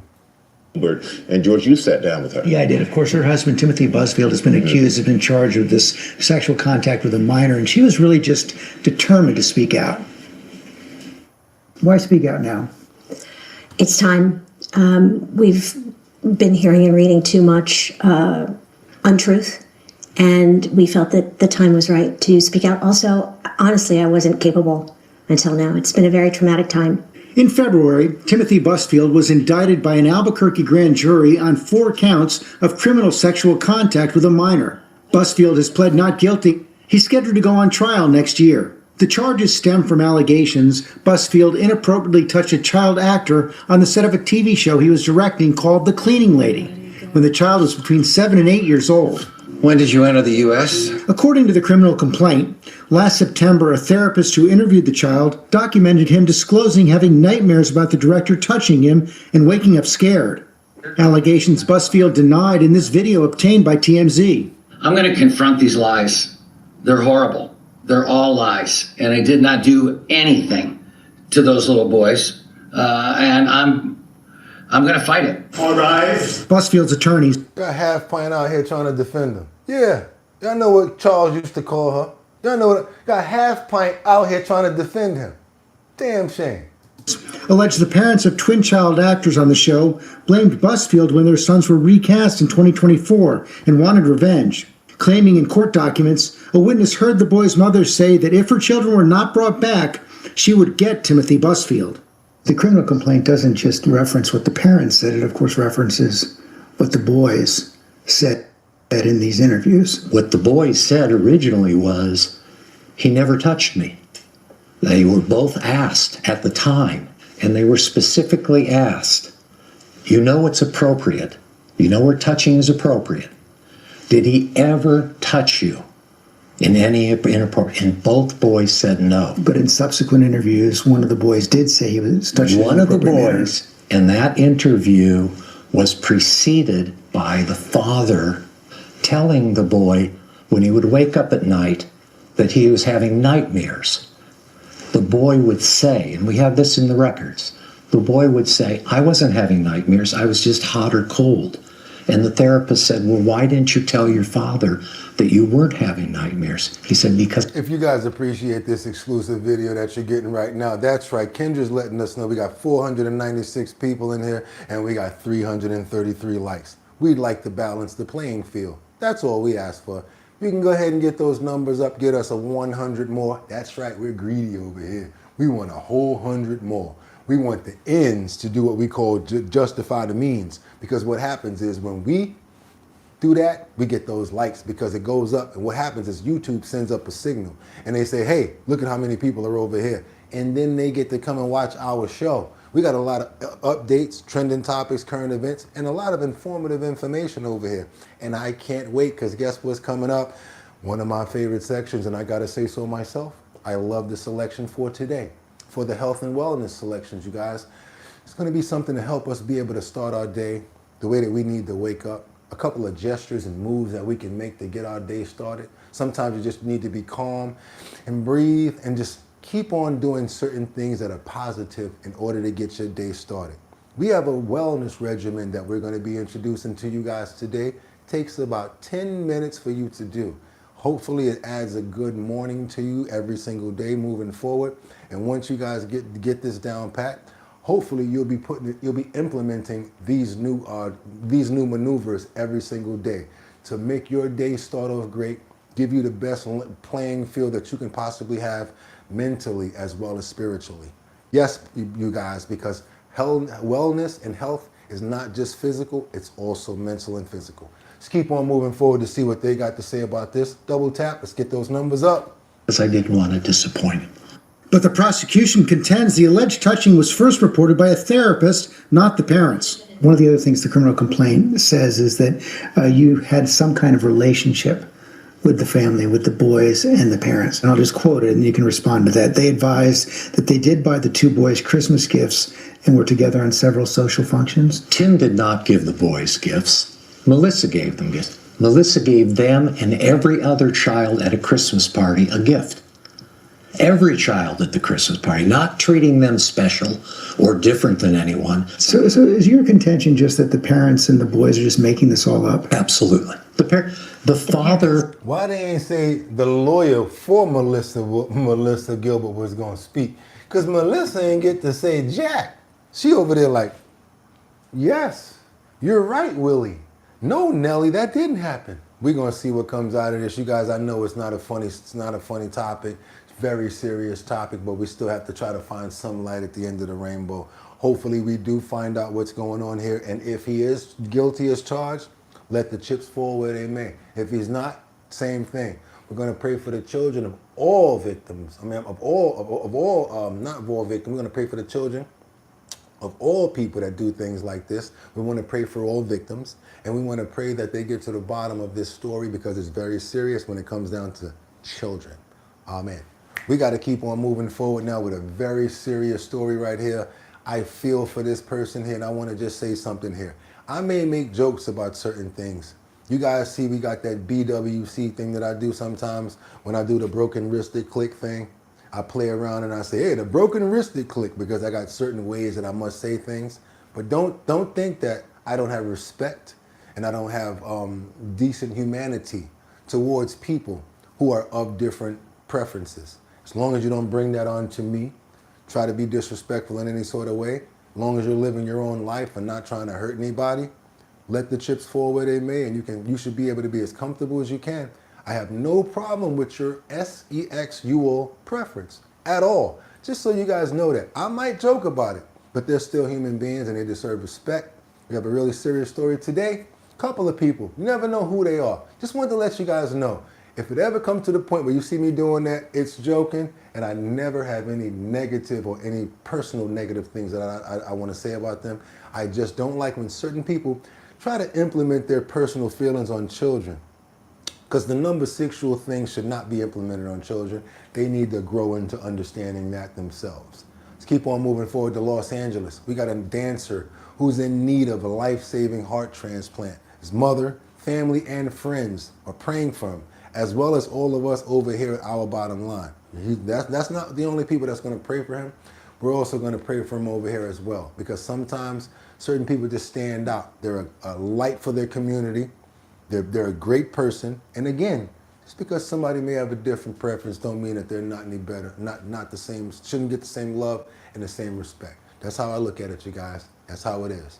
Real talk, especially coming from fashion and backgrounds like that. You got to know how to, differentiate. As long as you're not bothering me, we cool. Let's keep on moving forward right here, you guys, because very sad situation. All I got from this was a family, friends, and a mother that just loves their son and wants him to be able to make it out of this situation. There's a GoFundMe as well.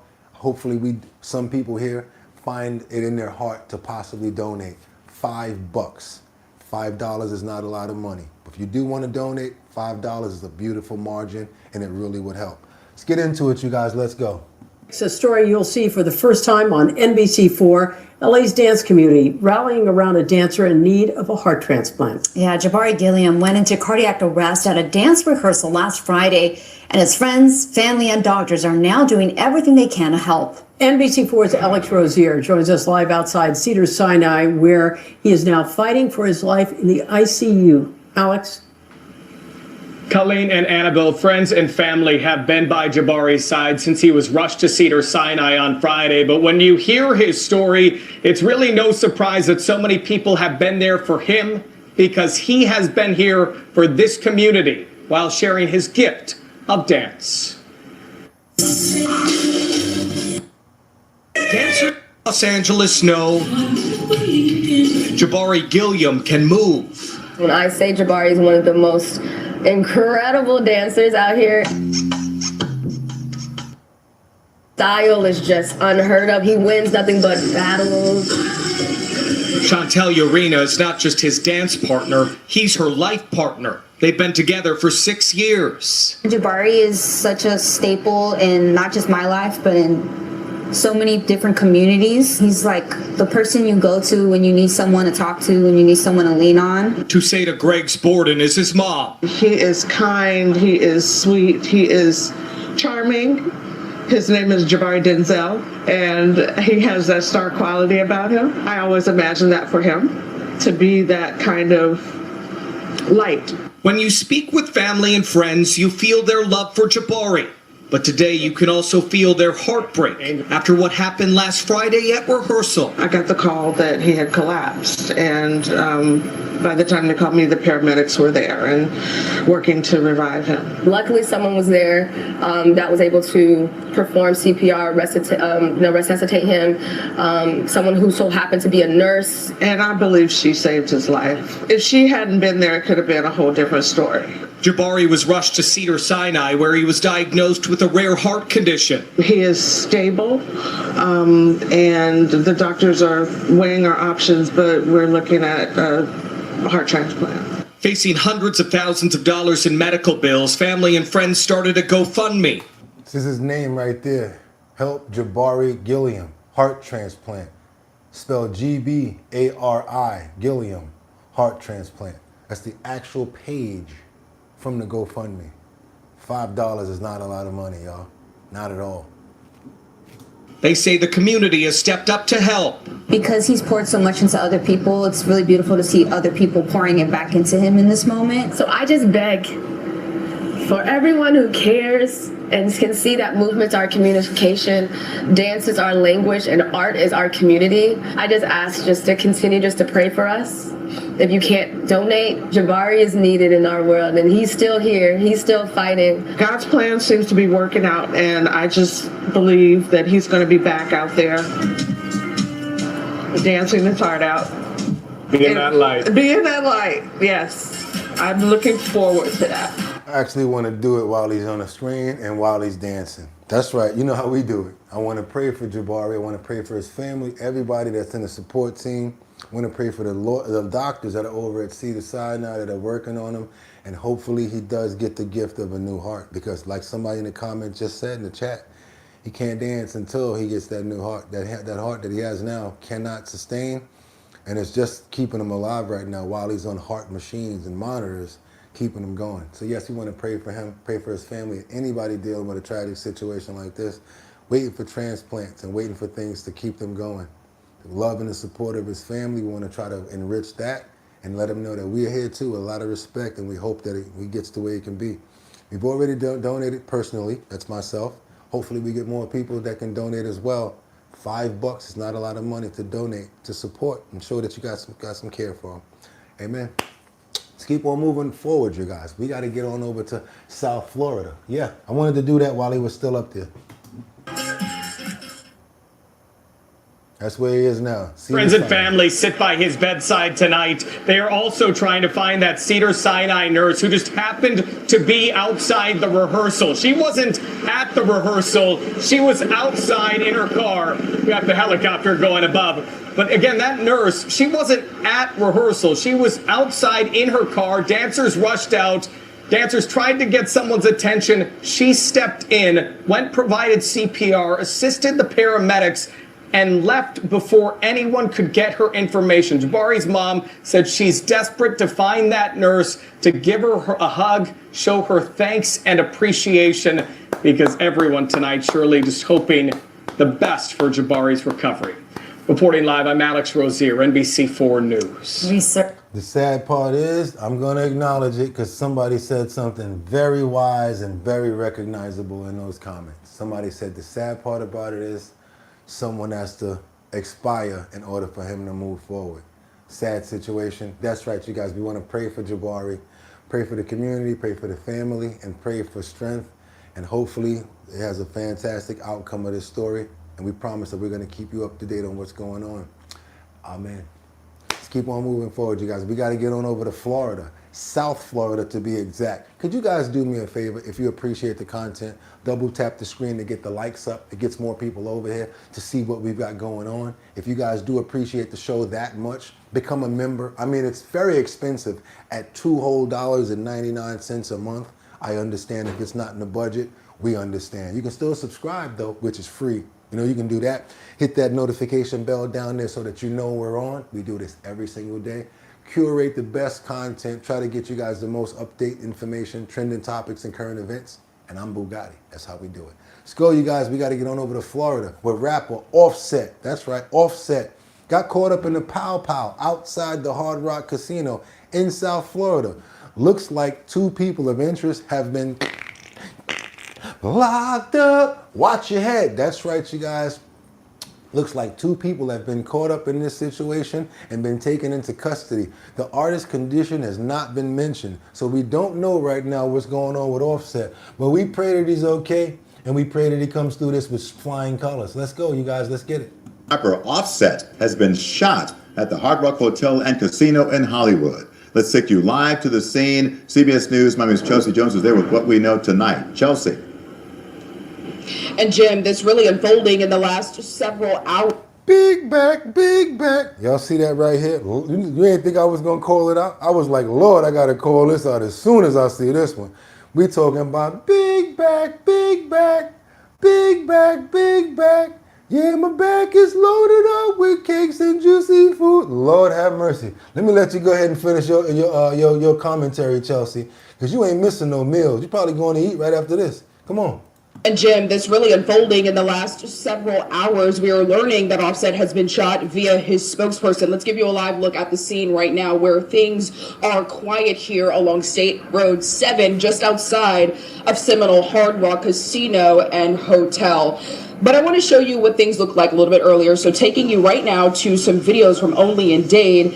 In that video, you can see a man lying on the ground with a police officer on top of them, while another person is being pulled away by another officer. The Seminole County Police tell us it is aware of an incident that occurred at the valet area after 7 tonight. In this video, you can see people wandering around looking at the situation unfolding just outside, along with the police response. Now, that spokesperson for rapper Offset, who is a part of the rap group Migos, confirms that he was the person shot. That spokesperson also saying the rapper is stable. And they're saying it's in the inner thigh. And is being closely monitored. Seminole police say he was taken to Memorial Regional Hospital with non-life-threatening injuries. And they're also saying that they were able to get things under wraps here very quickly. 2 people have been detained. But as for the situation here at the casino, they say... What make me think that it's okay to talk about her? What make you think that she okay to wear this top right here? Look like her arms got boobs over there. The boobs got boobs. What are you talking about? You see this?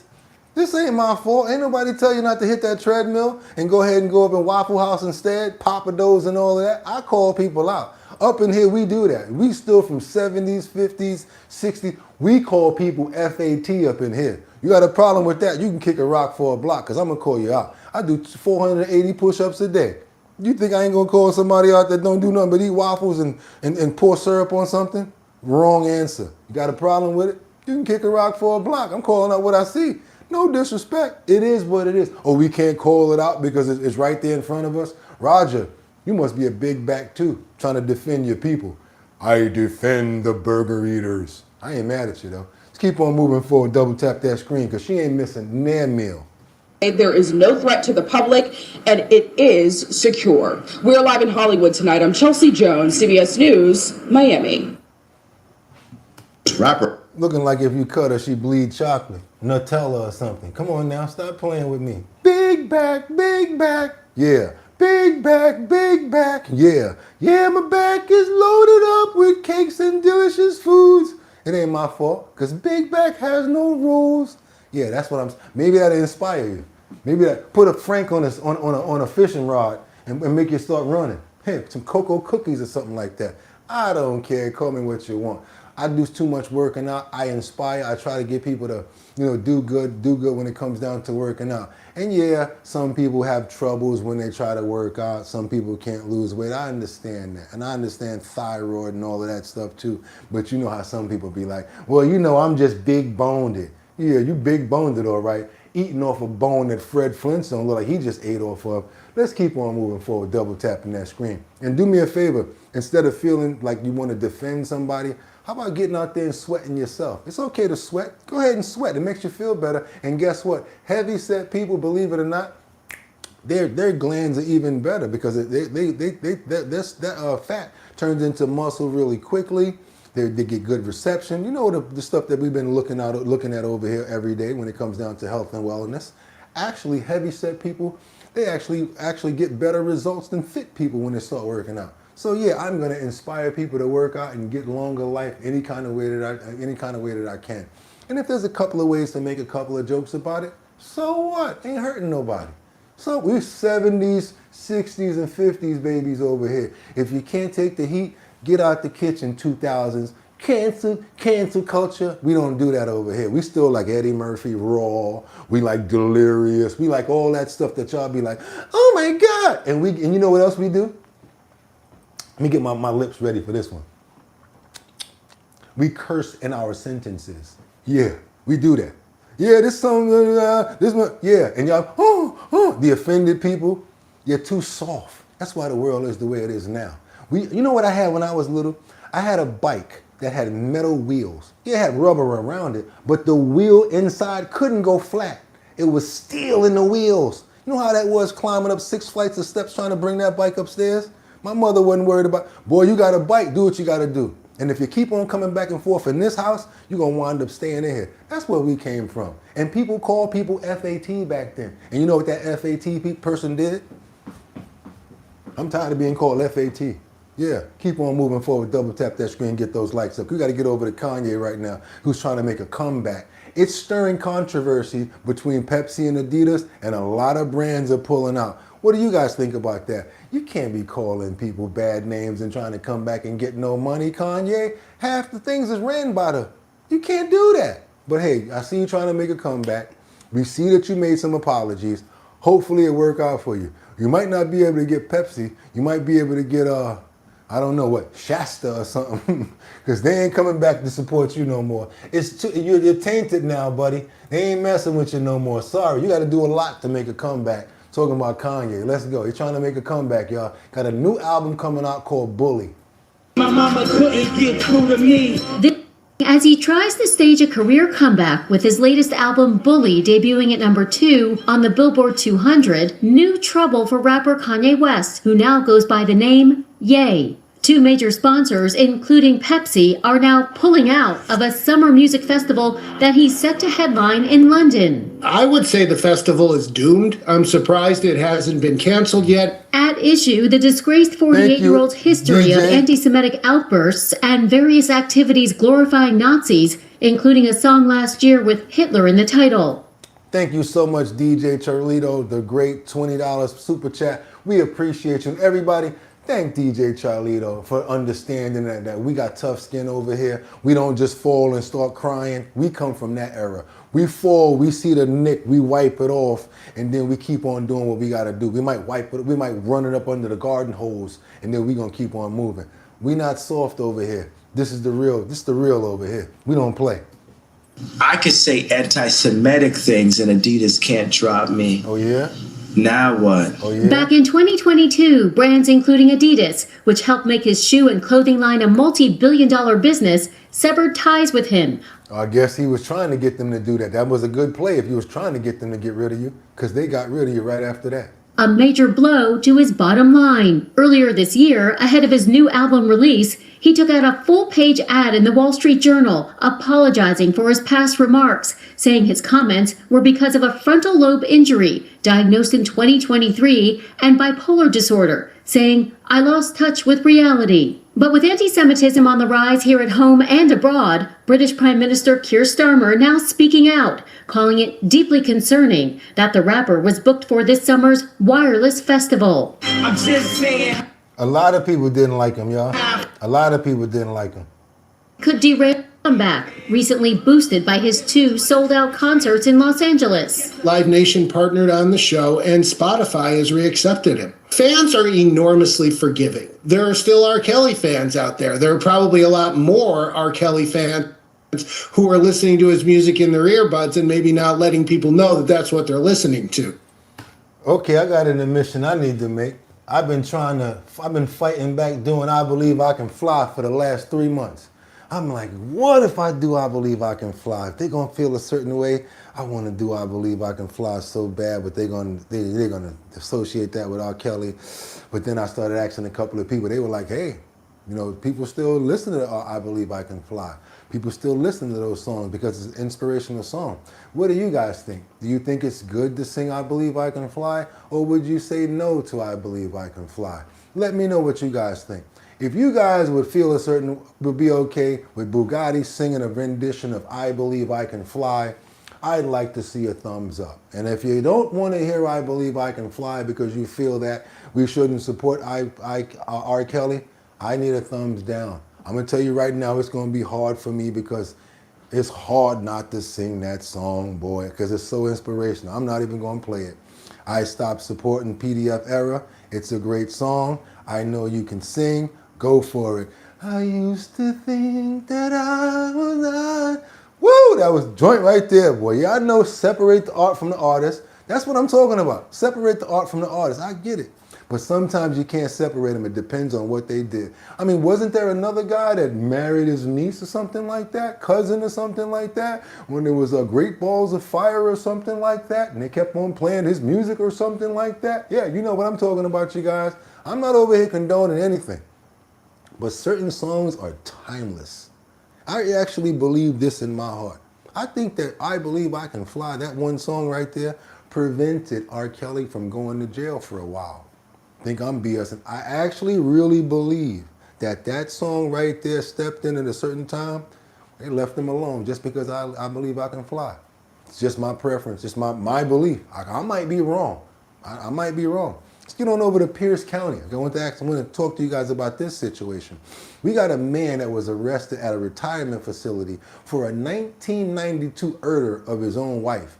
A lot of these people think that they're getting away with stuff, but when you got this forensics, you got all of this DNA stuff going on now, don't think that you're going to be able to get away with stuff like they used to. This ain't the 60s and the 50s no more, where they putting stuff to the side talking about when we get that technology. We got AI out here that can combine with DNA and really find people out. So y'all don't be thinking about doing too much stuff too stupid. Do yourself that favor. Do me a favor, if Winter's in the building, step up, Winter. Need you to go ahead and leave a comment down there. If Winter Rising is in the building, let me know. Where is Winter? Double tap that screen to get those likes up. I've been looking for Winter all show. Come on, Winter, where you at?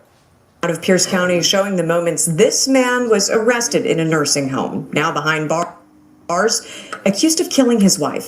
Thanks for staying with us. I'm El Thomas. And I'm Monique Minglava. Now, this is a case that went cold for more than 3 decades. KARA 7's Jason Sloss is live in Tacoma outside the courthouse where the suspect was arraigned today. And Jason, you were there along with some very emotional family members. Yes, very anxious in the courtroom today, and the victim's daughter saying this is the moment she's been waiting for 34 years. 68-year-old James Robert Randall entering a Pierce County courtroom and pleading not guilty to a charge of murdering his wife. This body cam video shows deputies arresting Randall at an assisted care living facility in Everett on Wednesday.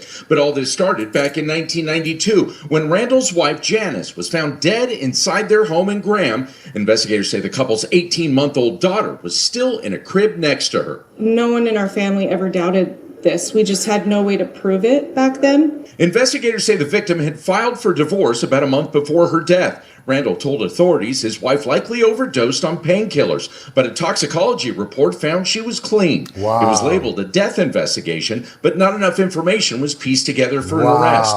According to court documents, the case went cold, but was picked back up after James confessed to siblings. He actually talked to his brother about how he staged the crime scene. He also confessed to this murder to one of his daughters later on as well. And he told her that he had to put a pillow over his wife Janice's head and said, with regards to the murder, quote, "Just know it was me." Katie Waken, the victim's daughter and the suspect's stepdaughter, says her mother is sorely missed and the siblings are still healing, including the sister who was found in the crib. Our mom was taken from her. They look so much like their mother. The sister looked just like her. You could tell that that family got some strong genes. All of them look the same. Memories of her. And my mom loved her very much. Very, very much.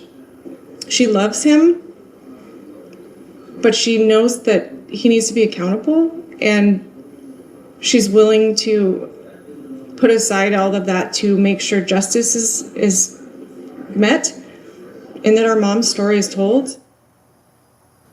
Waken says that sister still lives in the area, but it was just emotionally too difficult for her to be here today. But Waken says she plans to be here every step of the way. Meanwhile, Randall is now being held on $1 million bail.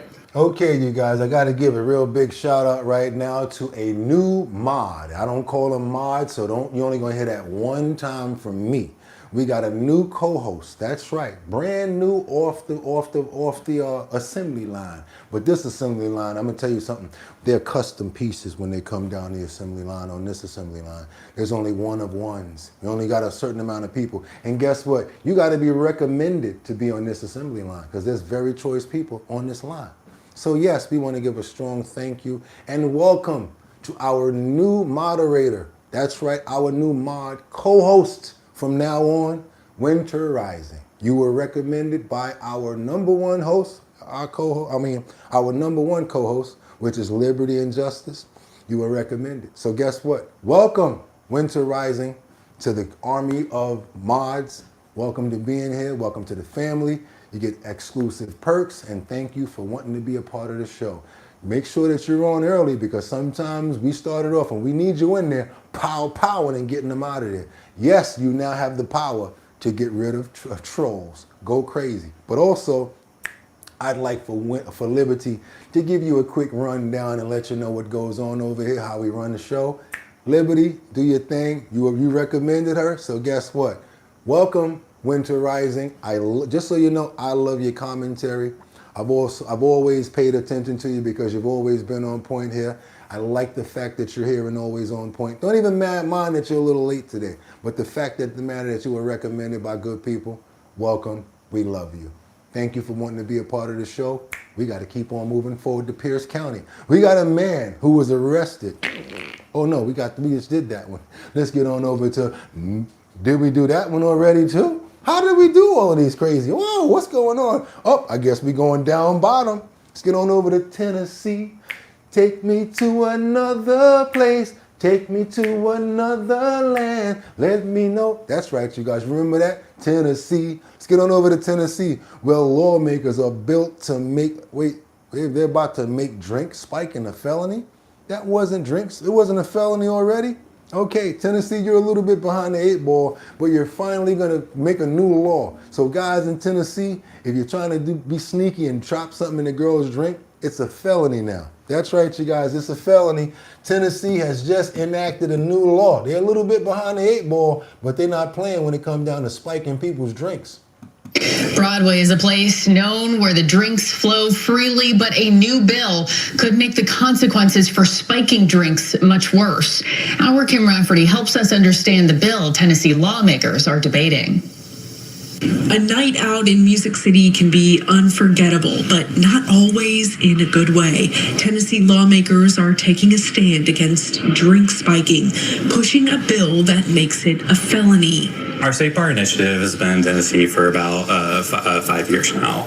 This goes from everything from talking about recognizing some warning signs when a patron appears to be uncomfortable or just not well. So what we do is we go to bars and alcohol serving establishments and we train them on basically violence prevention attitudes. Josh Johnson with the Sexual Assault Center helps train bars participating in the Safe Bar program, where he gives out testing strips, coasters, and keychains. Testing strips, coasters, and keychains. Those testing strips, basically, you can put inside your drink to know if somebody's tampered with it. Also, you guys know that there's been a new invention that somebody made tons of money off of, and I'm mad that I didn't think of it. That thing that covers the drinks when you're going a step away so nobody can put nothing in your drink. I know it's just a drink cover, but it was genius. Let's keep on moving forward, y'all. Tools that can help patrons identify if their drink has been tampered with. When it comes to this bill, without drink spiking becoming a basically felony, what we have is bars that are aware of things that maybe they witnessed something happening, or maybe someone got harmed and they got help and they reported, I think I got drugged. There still was no course of action to say if a violent assault did not accompany that spiked drink. Emily Jones, owner of Roberts. It's another reason why too, because in an alcohol establishment, I know this for a fact, you're as the person that's providing the alcohol, you are responsible for paying attention to the patrons, for maybe giving them too much alcohol. Yes, because if they leave out of there and you see them sloshing around, and you can actually be charged for anything that they get involved in. Accidents, liabilities, and many more things ever since this new laws have been impacted. In different states, you as the bartender, you might even get locked up. They might say, hey, you saw that man was drunk and you kept on serving him. We have a responsibility as servers, as people that serve alcohol, to be responsible, to make sure that we're not just giving people alcohol just so we can make money. Not only that, if it's in one of your establishments and you actually visualize something and you make a phone call and you don't follow up, you're also still responsible. If someone comes to you and reports it, you're still responsible. Why? It's in your establishment. You can get your license taken. Let's keep on moving forward. You guys double tap that screen and get those likes up. We're gonna come up off this story right now because we got more stories to get into, not just like it, but almost worst. Anybody know about Bowie? I'm talking about Bowie County. I feel sorry for these people here because they're living in a bad situation. When I say bad, we're talking about kind of similar to certain parts of what Detroit was like. Remember when the water, it's probably still the same way, I don't know. But in Bowie, we got families who are demanding answers about the worst thing that we can even think of. And you and I, we talked about this. Water, filters, what's in the water, all sorts of chemicals, especially when we live in big cities, pipes, as far as the sediment, things that are in the walls of the pipes because of the corrosion and what gets trapped in the pipe walls. Got to be really careful with the pipe water. We do not recommend drinking it. We do not even recommend taking a bath with it, especially in Bowie County, because look at their water. Come on, y'all, check this out. Let's see what's going on in Bowie. This may look like a glass of beer, but it's water directly from the tap at Patricia Westerhouse's home in Bowie. Bowie deserves better.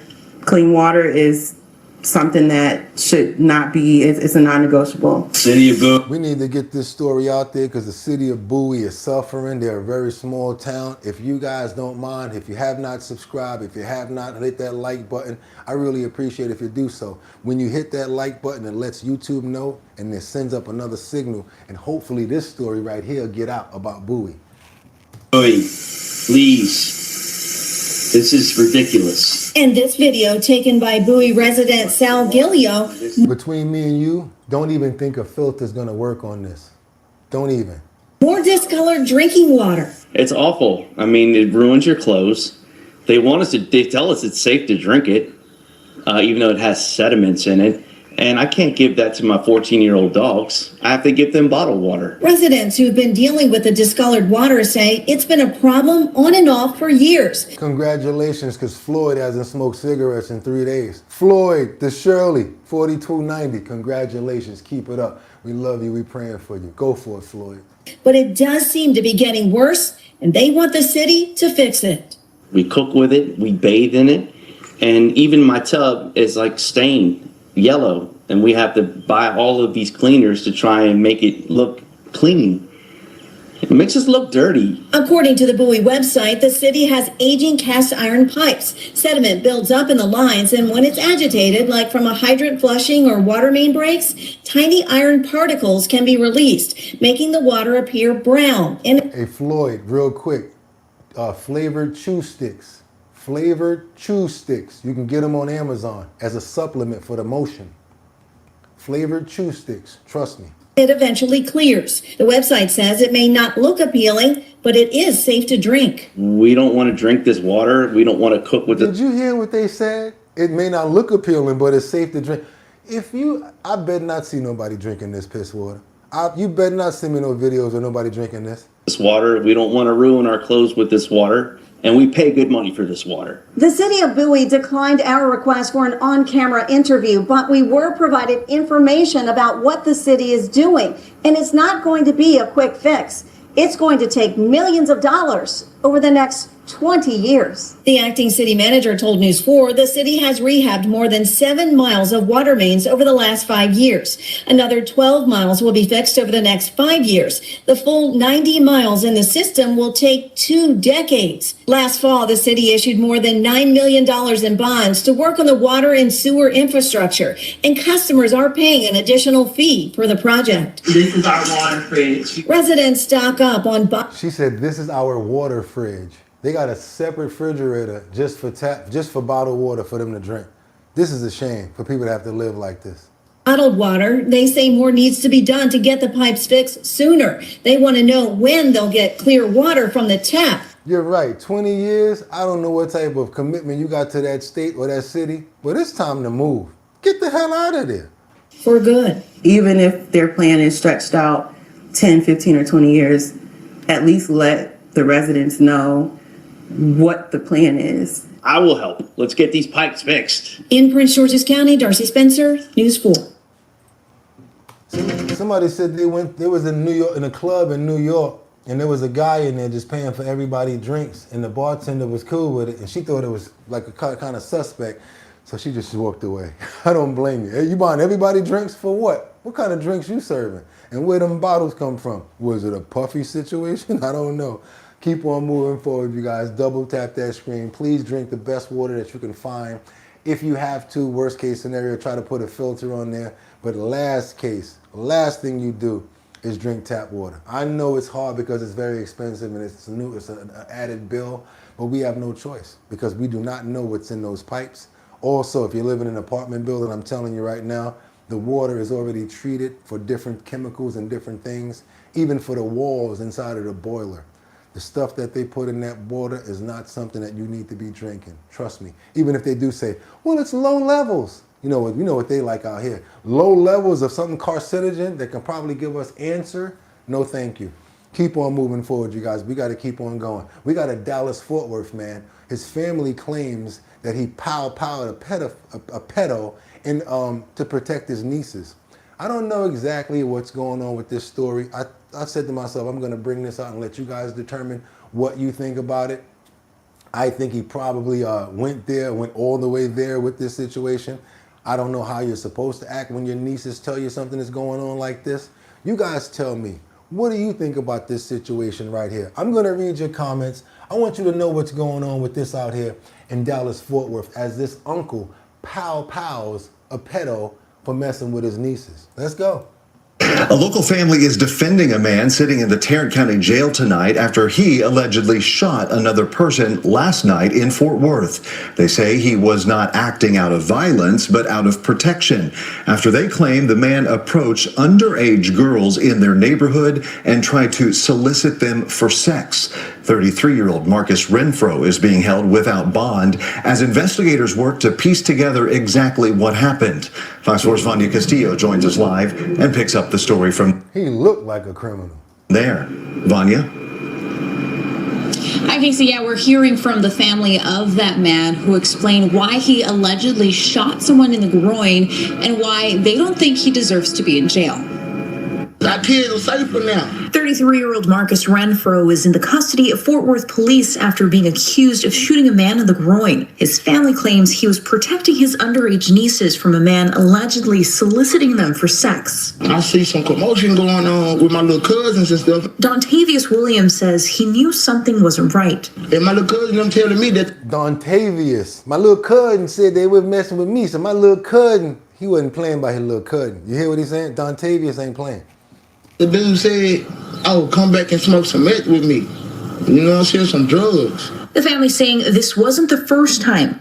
Fort Worth police say officers have been called to the 3700 block of Century Palace on Friday morning after receiving calls of a man possibly under the influence and soliciting children for sex. But we already been heard that certain dude been messing with other little kids around here. That's when they say Renfro stepped in. They exchanged some words. When Marcus was walking away, he just ran up on him like he was trying to approach him, like to hurt him in some way. Police have not confirmed this version of the events. As officers arrived, they heard a gunshot. And then he said something to Marcus, and then he turned around and Marcus shot him. Police say they found the man who matched the suspect's description with a gunshot wound in the groin. Police say the man was taken to the hospital and expected to survive. At this time, it's not clear if he'll face charges. Renfro was taken into custody.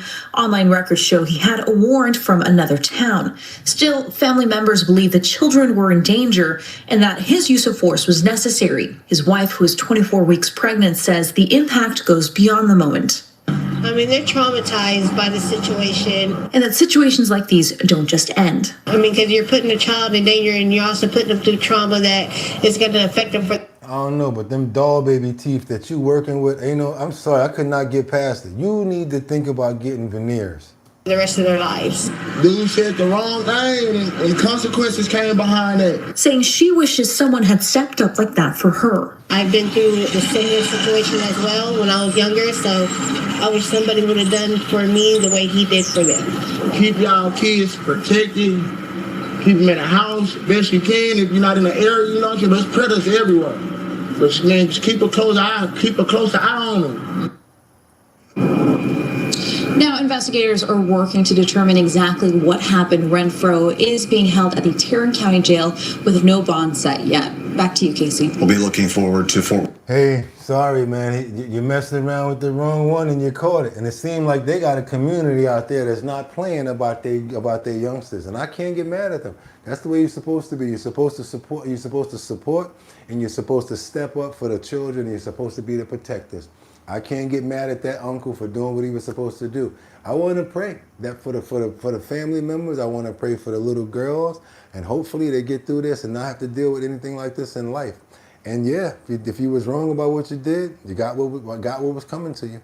Amen. Let's keep on moving forward, you guys, because like we say over here, we go everywhere. In the train station, up on the rivers. You done seen us do stuff about ice rescues. We do all sorts of stuff over here. Now, we're going to go to the highest peak possible. That's right. We're going up to Mount Everest. We got proof that we go everywhere. We got guides, like that people that guide you up to Mount Everest, where there's a will to be crooked, to be corrupt, to thieve, and to be misleading. There's a way. You guys, I'm talking about every single way that people try to get over. It's going to be found, and it's only up to the people that has the power to determine if they're going to steal a cookie from the cookie jar. Let's get right into it. Like I said, Mount Everest. This is where we're reporting from right now. It ain't behind me, but Mount Everest. We got proof that we go everywhere. We got some guides that have been accused of poisoning climbers for $20 million worth of scams. 32 people have been charged. What they've been doing is, if you want to go to Mount Everest, they say, you know what, come on, we're going to send you with one of our guides. As you start going up Mount Everest, you get hungry, the guide gives you something to eat. No problem, thank you. You get thirsty, they give you something to drink. But you never thought that what they were giving you was going to get you sick. Make you have to go down grabbing your stomach and wonder what's going on. That's right, you guys, even the guides are trying to hurt you, because when they get that helicopter to come in, they get that dough from the medical expenses. It's crazy, and yes, they found a loophole to get the dough. Let's get on over to Mount Everest to see what these guides are doing. Told you guys, we go everywhere.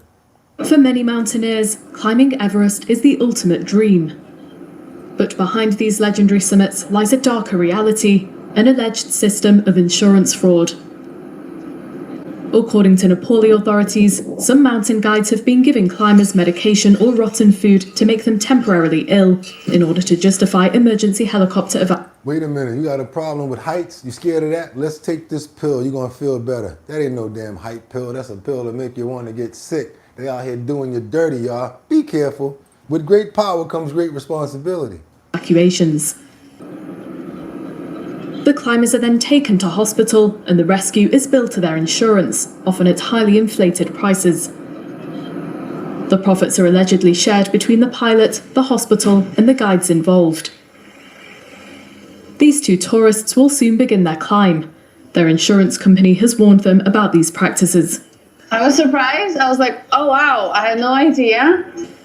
In some cases, helicopter companies are even said to prioritize passengers who pay in cash. That's what this French climber experienced. Despite suffering from a serious lung infection and needing urgent evacuation, he was not treated as a priority. I saw dozens of helicopters landing and taking off right in front of me. It was clear that people negotiating for seats were being prioritized over real medical emergencies. So if you got the money to get up out of there, they're letting you get up out of there. But if you don't, they're going to leave you behind. That was terrible right there, y'all. The alleged $20 million scam has concerned this high mountain guide. In the country who are depending on the tourism, for them is a serious matter. It will not only affect further economy, it will affect further employment.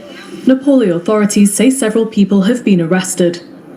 According to local media, almost 4,800 tourists were treated at implicated hospitals between 2022 and 2025. 4,800 people have been reported of being treated by the certain hospitals that were down with it. And yes, like I said, up to $32 million has been reported being stolen. You guys don't eat nothing that they give you. Be careful you're planning on doing this. How about this? How about calling them out right before you go up here? This is why I love old black people like my mother. I hope you ain't gonna be trying to give me nothing to get me sick when I get up here. Oh, you think we ain't gonna call nobody out? Yeah, I heard about what y'all was doing up here. Y'all ain't part of that group, right? One thing about black folk, we gonna call you out. We see Jason behind the tree. Jason, we see you back there. That's us. That's how we get down. We gonna tell it right there. So I hope they ain't getting no black folk. That's probably how they got caught.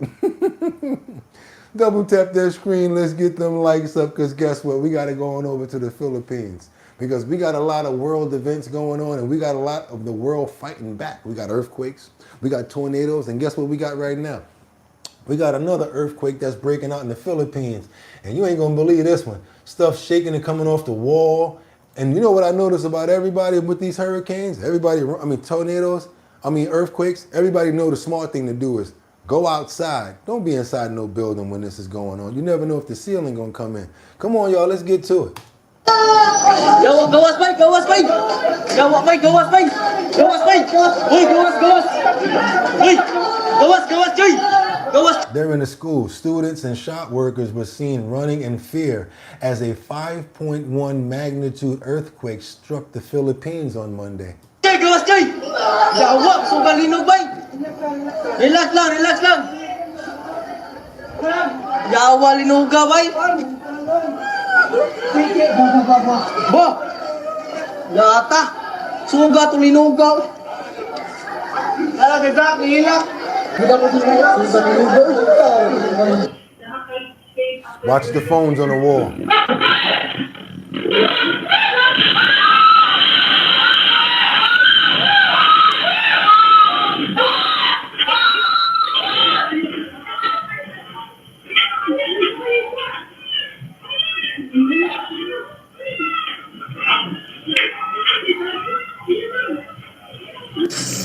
And then, of course, there's aftershocks. And again, you guys know how earthquakes are. Some places might get the end of it. Some places might get the middle of it. In the beginning of it, they get hit really hard where a lot of structures come down. Do your boy a favor. Can we get those likes up right now? Because nobody provides information like we do. And guess what's coming up next?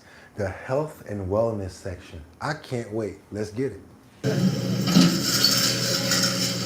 Now, this comes after a 7.4 magnitude earthquake struck eastern Indonesia last week. At least one person lost their life. And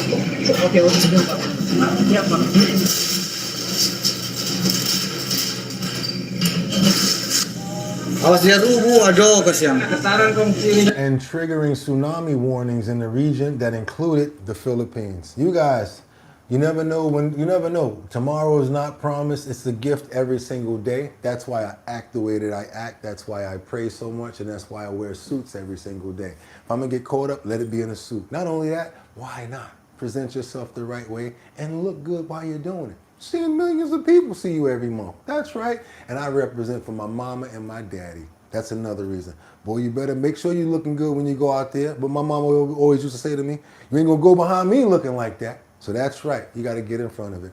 We got to keep on moving forward, you guys. I really want you guys to get into this health and wellness section today.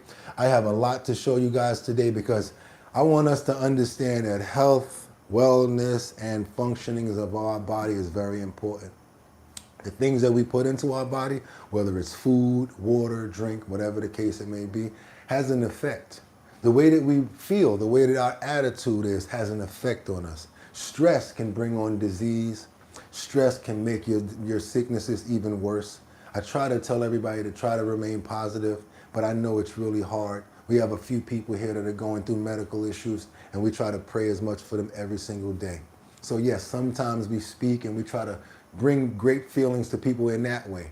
We have to eat good food as well. We have to make sure that we have the right type of nourishment. And we can't keep on putting chemicals and certain things like that in our bodies. We don't want to wash our hands with things that can give us anything that can give us cancer. We don't want to use toothpaste that can probably pass certain things. There's so many parts of health and wellness, as well as growing our own foods and things of that nature, which is why we also have, that's right, keep on promoting it, the hanging herb garden. Keychain comes with the Our Bottom Line decal. Also comes with 3 different seed packages, and it comes ready to hang up. So all you guys got to do is fill it with your dirt, put your herbs in there, and watch it grow. Don't believe me? Tomorrow I'm going to show you what my plants are doing. They're already growing. We've got these available on the website. Yes, this is a shoe separator for shoes. But when you hang it up and you put the dirt in and you put the herbs in, it actually grows. You can have your own basil, your own tree, your own tomatoes, your own onions growing right in your own home. I live in New York. It's growing in the next room. Showing you guys how to do it. That's going to be a couple of new episodes and videos coming up because that is part of health and wellness as well. Today's segment is about the powerful, positive morning affirmations. I hope that you guys will start to adapt some of these things. I actually do too. That's why I pray in the morning to God and I thank Him for the first day. I thank Him for bringing me in front of you guys. I thank Him for letting me be able to be here another day because He doesn't have to. And just because of the fact that I make it every single day, I'm happy and I'm appreciative that He feels like that I'm worthy. So I want to give you guys the right type of information so hopefully you can adapt certain things in your life to make your day better, to make your life go better. And anything that you can do to help me out, send us clips and things like that, all it's going to do is help all of us by you doing that. I want to get into some powerful, positive morning affirmations to start your day with.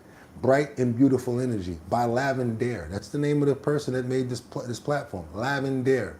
We're going to get into precise timestamps and many different things about affirmations, things that you should be repeating, the way that you should be telling yourself things. I am good, I am great. Believe it or not, you may feel a different way about doing that, but believe me, it will make you feel better, and it will start changing the positions and where you're at in life. If you don't love yourself, how do you expect somebody else to? If you don't give yourself affirmations and be strong about what you want to be into, how do you expect somebody else to? So this is what we want to do. We want to start not just covering the physical, not just what we're eating and what we're drinking. We want to get into the mental as well as the spiritual and what you're feeling. This does not have to do with any one particular religion. We're not talking about religion here. What we're bringing you guys right now is positive affirmations and things that'll help you move towards your day and things that you can do on your own. Got a couple of people here that I get messages from. They be down in the dirt. They sound like they're really going through it. I try my best to give them the best conversation and to uplift them as much as possible. But right here, we have different ways of doing that, and you can do it yourself every single morning. I mean, if you're busy, you don't got no time to do it, I get it. But if you want to wake up and give yourself the best opportunities, the best visuals, and the best open, free, comforting opportunities you want to do this. I'm going to get into it right now. This is powerful, positive morning affirmations that I really hope you guys stick around for, because I know some people can't hang and some people can. But this is what I want you guys to see. Powerful, positive morning affirmations to start your day with. Bright, beautiful energy. Just think that way. Bright, beautiful energy. I start my morning here with the best show in fam, Teddy Marcel. That's how I do it too. And if it wasn't for you guys, I wouldn't be coming here every single day. You inspire me. When I see that chat going crazy, y'all inspire me to do this. Why I wear suits? Because so many damn people be here. And I gotta look right. Come on, y'all, let's go. I want you guys to get something from this. I'm praying right now before we even play it. God, please let this message get through. And I hope that they really get what I'm really wanting to give them in my heart right here. Because when I got something out of this, I felt that I wanted to share it with them. And I hope they get exactly what I got or maybe more. Amen. That's from me for y'all. Let's go. Hello, my love. Welcome to Guided Affirmations by Lavender. I will be guiding you through powerful, positive morning affirmations to connect with your inner power and start your day with bright, beautiful energy. Affirmations help to reprogram our minds. Through repeated listening and reciting, you can create new neural pathways in your brain, creating new positive thought patterns while breaking any negative patterns you may have. Listen to this audio every day for 21 days as part of your morning routine. Soon, you will begin to notice changes in your mood and energy as a result of this practice. I will repeat each affirmation twice and then give you time to repeat after me. Feel free to recite these affirmations in your mind or out loud.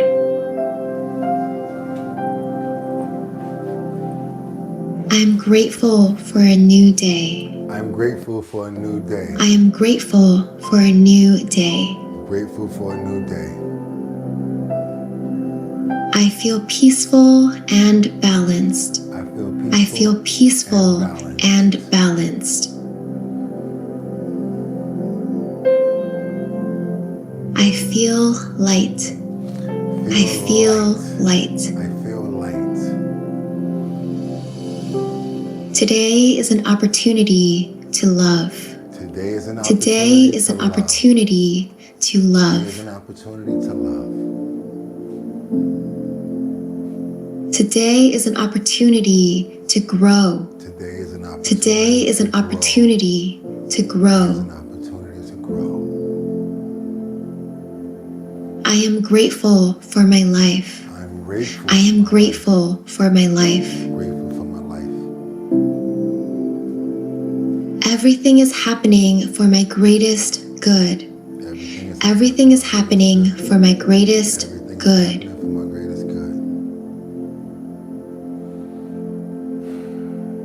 I am exactly where I'm meant to be. I am exactly where I'm meant to be. I am exactly where I'm meant to be. I am guided. I am protected. I'm guided. I am guided. Protected. I am protected. Protected. Because of God. That's right. I'm adding that too. I am powerful. I am powerful. I'm powerful. I'm powerful. I am resourceful. I am resourceful. I'm resourceful. Y'all know I am. That's right. I'm resourceful. I have everything I need within me to succeed.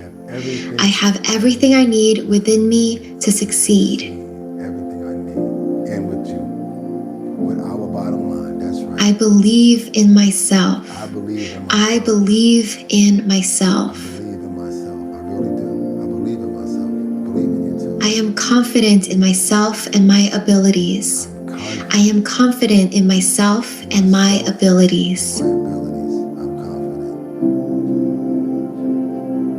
I am worthy of success. I am worthy of success. I'm worthy of success. That's right. I'm worthy. I choose joy. I choose joy. I choose joy. I choose joy. That's right. I choose joy. My life is beautiful and meaningful. My life is beautiful and meaningful. That's right, you guys. It is. I am grateful for the abundance flowing into my life. I'm grateful. I am grateful for the abundance flowing into my life. I'm grateful. I know I am. Letting you guys know I'm grateful. I choose love over fear. I choose love over fear. I do. I do. Love conquers all. I choose it. It's right now. I am safe. I am loved. I am free. I'm safe. I am safe. I am loved.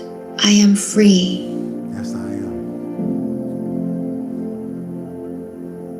I trust myself. I trust. I trust myself. I trust myself. I trust myself. Smile, I y'all. love myself. Smile. I love I myself. love myself. That's right. I love myself. That's right. I ain't conceited. I It just feels love myself. so good to be alive. It's a It gift. feels so good to be alive. It's a gift. It feels so good to be alive. That's right. I love it. That's right. It feels so good to be me. It feels so good It to be feels me. so good to be It me. feels so good to be me. There you go. I am ready to have an amazing day. I'm ready to have an I amazing am ready day. to have an amazing day. I'm ready to have an amazing day. Are you? I am. I am ready to shine as my highest self. I am I am ready. ready to shine as my highest self. My highest self. I accept that. Let's go. Accept it, y'all. Accept it. Accept it. That's right. Be I the am best. grateful for a new day. I am grateful for a new day. Every day. I'm grateful. Every day. Thank you. I feel peaceful and balanced. Peace and I balance. feel peaceful and balanced. I feel it. Peace and balance, you guys. I feel light. I feel light. Today is an opportunity to love. It's an opportunity Today is an opportunity to love. It's an opportunity to love. That's what it is. That's what it is, you guys. To love. That's Today is an opportunity to grow. right. To grow. Today is an opportunity to grow. Amen. That's right. Today is an opportunity. I am grateful for my life. I'm so grateful. I am grateful for my life. So grateful. I'm grateful for our bottom line. I'm grateful. Everything is happening for my greatest good. Everything. Everything is happening for my greatest good. Stick in there. We're almost done. Stay positive. Stay positive. Stay positive. I am exactly where I'm meant to be. I am exactly where I'm meant to be. Stay positive, guys. Stay positive. I am protected. I am guided. I'm protected. I am protected. I am guided. I am guided. I am powerful. Powerful. I am powerful. Powerful. I am resourceful. I am resourceful. I Good to be me. Good to It be feels me. so good to be me. It feels so good to be me. Feels so good. I am ready to have an amazing day. As you notice, it repeats. You can stop it whenever you want to. Once you get that feeling, that fullness, feel free. I'm just addicted a little bit. I'm sorry. I am ready to have an amazing day. I'm ready to have an amazing day, especially after this show. Amazing day. I am ready to shine as my highest self. Ready to shine. I am ready to shine as my highest self. I'm ready. Love and light. Namaste. That's it. That's it. Easy. Don't got to play the whole thing. Play some of it.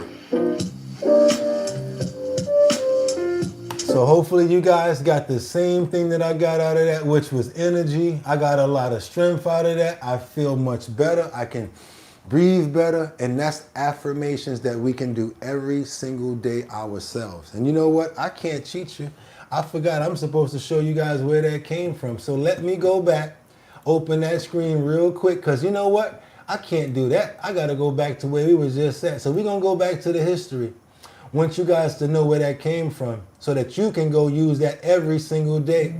And it's basically something that you don't have to just use this one. There's many of them. I want you guys to get used to stuff like this because we are the ones that run our lives. We are the captains of the ship. And the ship has to be maintained a certain way in order to operate and navigate a certain way.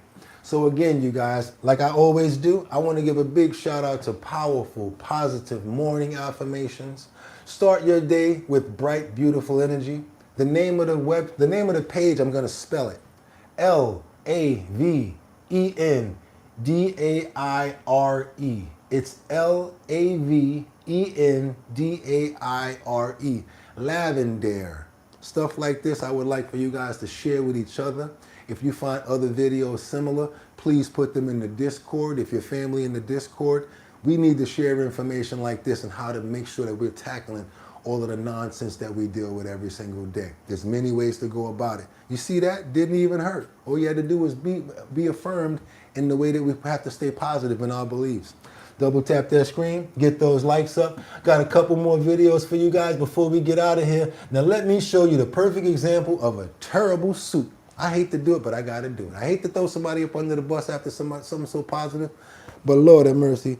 What Ringling Brothers and Barnum Bailey Circus did he find this suit at? I mean, we all wear tuxedos, but Lord, where did you get this one from, bro? You must have got this from a secondhand shop. Also a really nice name too. It is Yaman. Nice. I love that. I'm going to speak for all women and say I do not want to have a baby on board an airplane, but I'm glad. That's right. We got a woman here. The blessing of life came while she was up near the clouds. This woman right here, she had a baby while they were on a flight. But I ain't gonna stop talking about how bad his suit looked. Come on, y'all, let's go. I'm talking about tight up, look like some sort of I don't even know what to call it. A green circus man suit? What the hell he got on?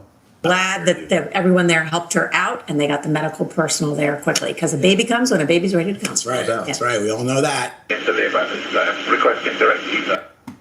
About the Artemis II. A pregnant woman went into labor on a Caribbean Airlines flight from Kingston, Jamaica to New York City on Saturday. Talk about bad suit. I hate to do that after the affirmations. But come on now. You couldn't find a better suit than this? What is this?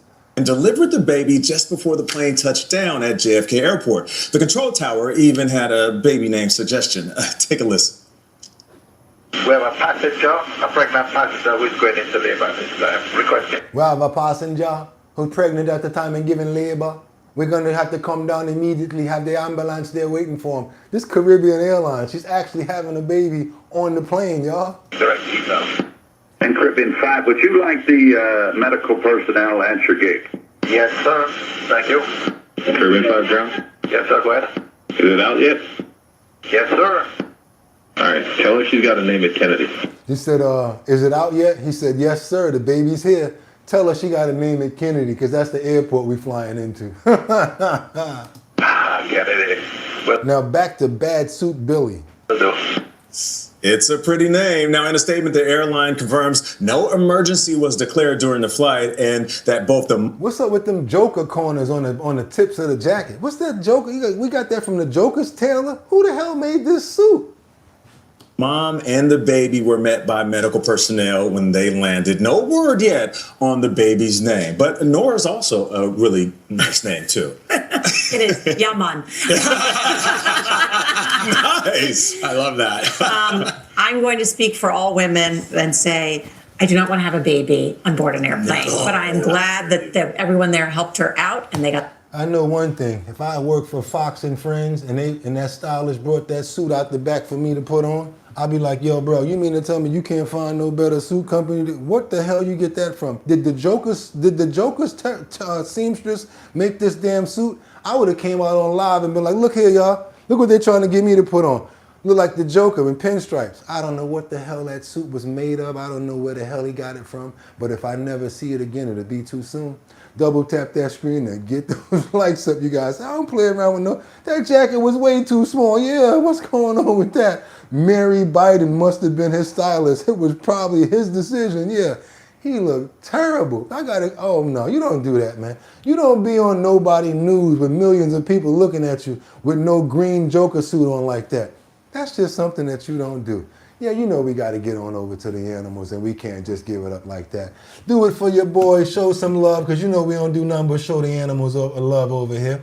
So yeah, I want you guys to check this situation out right here. We got this hilarious moment with this bear. He tries to take the whole dumpster. He ain't want to just take a bag. He tried to take the whole dumpster. You know we like dogs. We like cats. We love all animals. Come on, check out this Berenstein bear as he tries to go inside the dumpster and take the whole dumpster. Hilarious moment where a hungry bear tries to take the whole dumpster. He like, look here, I got kids. I got cubs out here. I need to feed these cubs.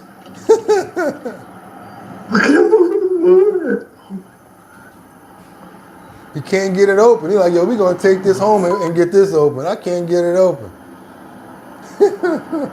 They becoming so domesticated, it's not even funny. Uh-oh, he got it. Grab one of them cubs and put him in there and tell him to get all the goodies out so y'all be good. He look like a human right now, right?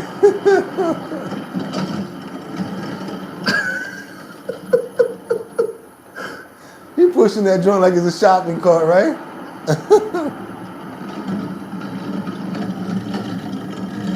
Look. And they just having a time laughing at him right now. Look at this bear. God.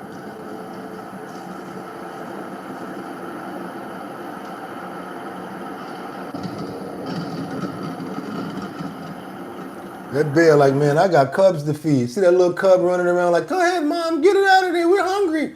That bear is like, look here, I got cubs to feed. If you guys love this show and the way we get down, all I'm asking you guys to do right now, double tap that screen to get them last bit of likes up to let people know about our show. It's not my show. This is our bottom line. That's the H, our, plus O-U-R. That means it's us. And we don't do nothing here but get to the bottom line. That's the name of our show. I'm your host, BOOGOTTINYC. This is our bottom line. And those people right there that you see coming up on those comments and saying all of that stuff, those are the co-hosts, our family members, and the people that we wouldn't be able to do it without. And we appreciate you guys so much. This will be your last time to go ahead and hit that like button. Your last time to subscribe to the channel. And give me all the money in your pockets. I got to make sure that you guys get out of here right. But I got to also tell you, if you want to try to promote your business and get it out there in front of a whole bunch of people, nowhere better to do it than but here. We got almost 75,000 subscribers. And we're on our way to 80. And then we're going to go to 100 and probably get 1 million. We're going to be here. So if you guys want to try to want us to help you promote your business, get your name out there, get your company out there, send over your promos to us at bridgethisllc@gmail.com. That's the email address. Bridge, like the Brooklyn Bridge. This, not that, but this, llc@gmail.com. Make sure that your promos are in a 1080. Like if it was this promo right here, I would need this to be in 1080 by 1080 size frame in order for it to fit up there because that's what YouTube requires.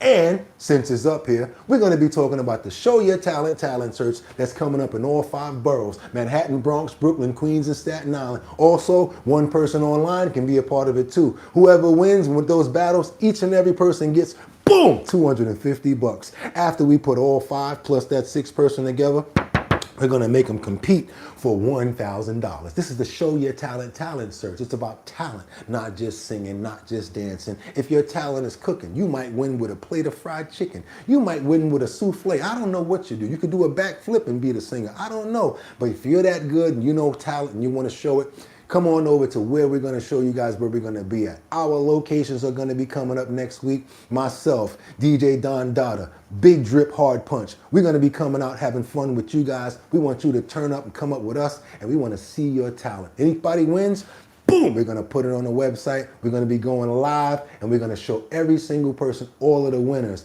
And once it comes down to that grand finale, we're going to be so proud to show the #1 winner that gets to walk away with that $1,000. It's easy to be part of the competition, and it's not just about singing and dancing. It's talent. If your talent is making cars, if your talent is doing a flip and you're good at it, you might win. Don't even think that you can't. How do you be a part of the talent show? I'm going to need you guys to go on over to the website.